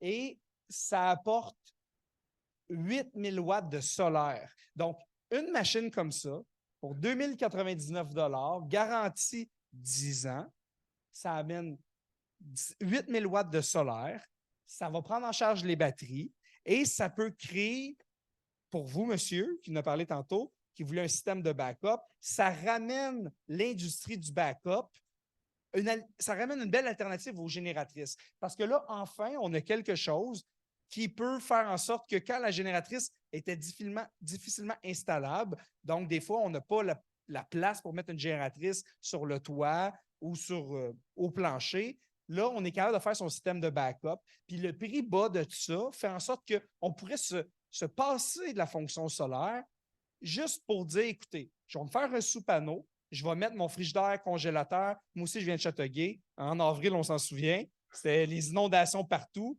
Je l'ai vécu moi aussi. Mais on est capable de dire, je mets la sonne-pompe, la pompe de puisard, je mets frigidaire, congélo, lumière extérieure. La machine coûte 2099 et je me mets une seule batterie. On va être capable de passer à travers. Là. Avant, faire un système de backup comme ça, c'était trop dispendieux. Puis, évidemment, il fallait choisir des appareils qui étaient certifiés. Quand on installe un appareil de façon permanente sur le réseau d'Hydro-Québec, ça doit faire partie d'une certification compétente. Et la certification pour un onduleur, c'est le UL 1741. On ne peut pas installer un onduleur branché de façon permanente à sur une prise, sur un panneau électrique, pour qu'il puisse se faire alimenter, s'il n'est pas UL 1741. Si vous le faites, ce n'est pas légal. Ça ne respecte pas le Code électrique canadien. L'entrepreneur électrique pourrait refuser de vous l'installer parce qu'il est responsable. Mais ici, on a quelque chose qui revient à 2099. Évidemment, pour l'installateur ou pour le maître électricien, il va le payer moins cher que ça. Moi, je parle du prix final du client. Là. Le cost de ça peut varier autour d'à peu près 1500$.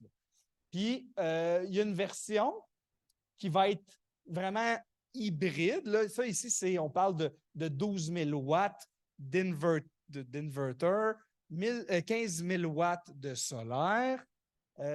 Et cet appareil-là, lui, l'avantage qu'il a par rapport à l'autre, parce que lui va être plus cher. Là. Lui, il est autour de 7250, mais lui, l'avantage qu'il a, c'est que lui, il va pouvoir prendre l'énergie solaire et la repousser à Hydro-Québec pour faire du net metering. Tandis que l'autre que je vous ai présenté avant, il serait compatible avec la tarification dynamique, c'est-à-dire que pendant les heures de pointe, il pourrait générer avec l'énergie solaire, il pourrait générer de l'énergie, la repousser dans les batteries. Et nous, pendant ce temps-là, on retire l'énergie des batteries entre 6 et 9 le matin, là, quand l'électricité est plus chère, là, quand on adopte la tarification dynamique. Mais lui, il pourrait vraiment repousser sur le réseau pour avoir un crédit.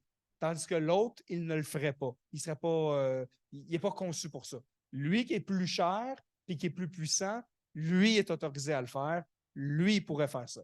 Fait que, dans le fond, ce que j'essaie de dire, parce que nous, on fabrique des batteries, on ne fabrique pas d'onduleurs, mais ce que j'essaie d'expliquer ici devant vous, c'est que les onduleurs hybrides qui débarquent sur le marché amènent de nouvelles possibilités.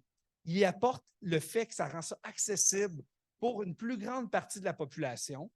Et en plus, même s'il y en a qui n'étaient pas intéressés tellement par le solaire, ça leur permet d'accéder à ces appareils-là, puis d'acheter nos batteries, évidemment, pour au moins des applications de backup énergétique et d'éviter d'être dans des situations fâchantes. Ici, je peux vous montrer des photos de commerces qui ont décidé de faire l'installation d'onduleurs comme ça, simplement pour être capable de continuer leurs activités. Tu sais, les employés, s'il y a une panne de courant à 11 heures, au lieu que tout le monde s'en aille pour dire, ben là, il n'y a plus d'électricité au bureau, on s'en va, ben un setup comme ça, mettons celui de gauche, ça va leur permettre d'être effectif pour une dizaine d'ordinateurs pendant 8 heures de temps, incluant le serveur informatique, incluant l'Internet. Puis le setup de droite, ben là, c'est tout. C'est le frigidaire des employés, les lumières au plafond, toute la patente. On est capable, avec ces onduleurs-là, de rendre accessible de nouveaux marchés. Puis je pensais que ça valait la peine d'en parler aujourd'hui, que ces onduleurs-là économiques, qui servent évidemment à générer du solaire, mais ils peuvent aussi servir comme backup. Puis je pensais que ça valait la peine d'en parler parce qu'il y a actuellement encore à peu près 6 000 foyers, au moment où on se parle, qui sont privés d'hydroélectricité. Fait que je me suis dit, on va le rajouter à la présentation. On a rajouté ça à 4 heures cet après-midi, alors qu'il y avait plus de 12 000 foyers privés d'hydroélectricité. Est-ce qu'il y a des questions? On change de micro encore? Qu'est-ce qui se passe? En fait, j'inviterai les gens qui ont présenté à venir sur scène pour faire une courte période de questions parce qu'il est déjà 9 heures. Je vais prendre une question qui est en ligne, une question dans la salle. Après ça, on va terminer l'événement, puis André va vous donner son adresse courriel pour envoyer les questions directement à lui, qu'il accepte avec grand plaisir de leur répondre. Donc, ce sera pas long, on va juste mettre des chaises.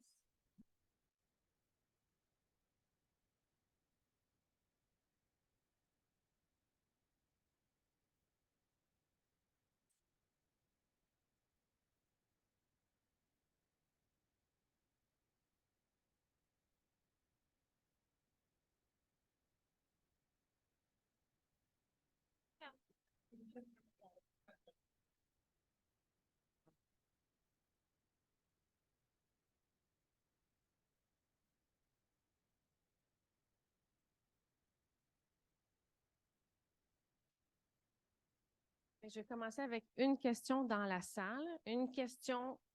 Une question.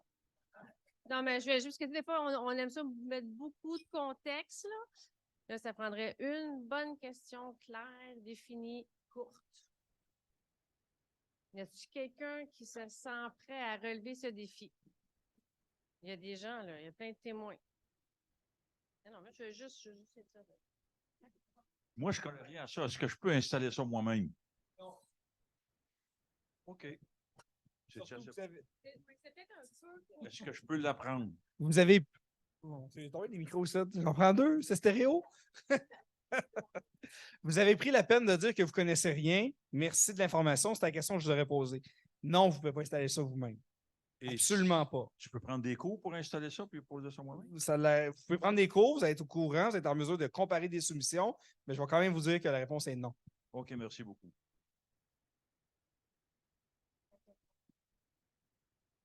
Question à deux volets pour M. Poisson. Avec les changements climatiques, il y a plus de précipitations, c'est bon pour Hydro-Québec, plus d'eau derrière les barrages.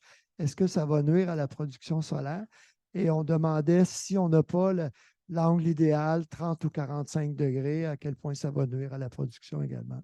Ok, je vais commencer par la plus facile. L'angle, en fait, l'angle, on est souvent orienté vers l'équateur. Donc, pour l'hémisphère nord, c'est orienté vers le sud, à la latitude du lieu, inclinaison, donc 45 degrés pour Montréal. Il faut voir qu'à plus ou moins 15 degrés de 45 degrés, donc 30 degrés à 60 degrés, on conserve quand même 90% du potentiel maximal de production. Donc, il y a une flexibilité. Et puis, en ce qui concerne l'azimut, donc l'orientation est-ouest, encore là, plus ou moins 30 degrés nous permet de conserver encore au-delà de 90% du potentiel solaire maximal. Donc, il y a de la flexibilité. On n'est pas obligé d'adopter des géométries un peu étranges là, dans l'installation de nos modules. On peut aller avec l'inclinaison du toit, même si ce n'est pas une inclinaison idéale, même si ce n'est pas plein sud, et quand même conserver un bon potentiel solaire. Maintenant, pour ce qui est du premier volet de la question, il va y avoir plus de précipitations. C'est difficile de dire comment ça va affecter l'ensoleillement au Québec. Mais je dirais qu'en général, on est en pénurie d'énergie. On a besoin de 100 TWh. On parle parfois même de 200 TWh.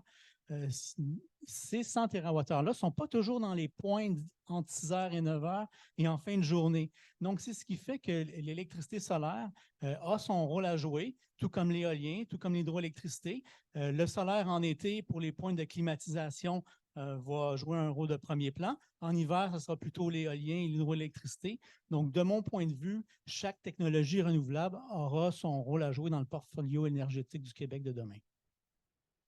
Merci. Moi, j'aimerais que Diane peut-être commente ou pose même une question en terminant à nos spécialistes terrain, peut-être. Oui. Avant, je sais tellement quelle question tu peux lire dans mes pensées. Mais avant, j'aimerais juste compléter. Je me rappelle d'avoir lu une étude qui comparait la variation des différentes filières de production d'énergie renouvelable en fonction de la variabilité annuelle. Donc, si on compare l'énergie solaire, l'énergie éolienne, l'hydroélectricité, puis comment ça varie selon les années.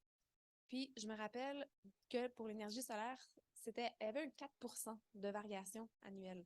Là, ça devait être l'écart type, il faudrait que ça fait longtemps que j'ai vu ce graphique-là, mais je me rappelle d'une variation de 4% pour l'énergie solaire versus l'énergie éolienne et l'énergie hydraulique, où là, on peut avoir des variations vraiment de 30, voire même 50%. Il y a clairement des étés où il n'y a pas beaucoup d'eau, puis des hivers qu'il y a vraiment un vent très, très, très, très fort. Ou des fois, pour l'éolienne, trop fort, c'est pas bon. Des fois, les éoliennes s'arrêtent en fait quand il y en a trop.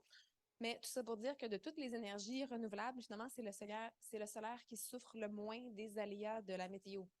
Et on sait à quelle heure il se lève, on sait à quelle heure il se couche. Oui, OK, il peut y avoir plus ou moins de nuages, mais quand même, on a toujours une plage à laquelle s'en tenir. Donc, je ne m'attends pas à un impact vraiment majeur là, du changement climatique par rapport à la production solaire. D'après moi, on est dans l'ordre du plus ou moins 4 quelque chose comme ça. Mais là, c'est quoi votre Oui. question, là?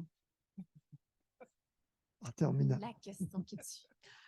Bon, les onduleurs Bluetooth ou les thermopompes, j'aime tellement ça, les thermopompes solaires. Sérieux, s'il y a un produit qui m'émerveille, c'est vraiment ça. Entre autres pour les mini-maisons ou même pour les VR, je trouve vraiment que pour n'importe quelle maison, c'est modulable, c'est facile à installer. Je trouve vraiment que c'est un beau produit. Et je comprends que les gens demandent de la facilité, de la connectivité avec leur téléphone pour pouvoir le contrôler. Donc, 2 questions pour vous. J'ai vu qu'il y avait possibilité de mettre Bluetooth sur les batteries. Là, j'ai vu que les thermopompes solaires, c'était Wi-Fi. Je fais « Oh non! » Donc, la question qui tue, est-ce qu'il y a un bouton où on peut les mettre à off? Pour la thermopompe, oui. Nous autres, le module de communication est externe, donc débranchez-le si vous ne le voulez plus. Donc, oui. Bon, ben génial. Parce que ces technologies-là, il y a une plus-value, je comprends, c'est vraiment le fun. J'aimerais ça aller voir les stats de temps en temps de ma batterie sur mon téléphone, mais je ne veux pas avoir le module qui émet 100% du temps. Donc, il faut vraiment qu'on apprenne à utiliser ces technologies-là de manière plus intelligente. Oui, on peut aller rechercher l'information, puis on peut même partager l'information, mais il faut utiliser des technologies où on ne va pas venir exposer les usagers 100%. Donc, je suis vraiment très heureuse de vos réponses. Merci. Le but, c'est Mais la c'était nuit. ça, la question. Le but, c'est le soir et la nuit. Il y a des médecins qui traitent des enfants autistes, puis ils débranchent le soir et la nuit ou pendant une semaine, puis là, ils se mettent à parler des enfants qui n'ont jamais parlé de leur vie. Des choses comme ça, là, vraiment extraordinaires. Donc, c'est juste de savoir, on n'est pas anti-technologie, on veut savoir bien les utiliser. Et sur ça, mesdames et messieurs, je vais devoir conclure la soirée. Puis, vous êtes assis et ça me frustre, mais on va refaire une autre fois avec des questions. Mais entre-temps, évidemment, les gens, vous pouvez, et on remercie Diane Bastien de Bâtiments Vivants, Yves Poisson de CanMet, le Laboratoire de ressources naturelles Canada, Yannis Sanson de Voltium Énergie et Louis-Philippe Lévesque d'EcoSolaris. Vous pouvez évidemment aller sur leur site web. Merci. Je vous invite évidemment à leur écrire, vous poser leurs questions, mais en fait, je me porte volontaire aussi pour recevoir vos questions. Et comme ça, on pourra partager vos questions et les réponses sur le site web et ensuite les faire suivre à nos experts. Merci beaucoup, Marie-Ève Bergeron, de nous avoir invités. Une belle soirée et je m'excuse si on a pris 10-15 minutes de trop pour notre cocktail du 30e anniversaire de la Maison du 21e siècle. Sur ce, merci beaucoup et bonne fin de soirée.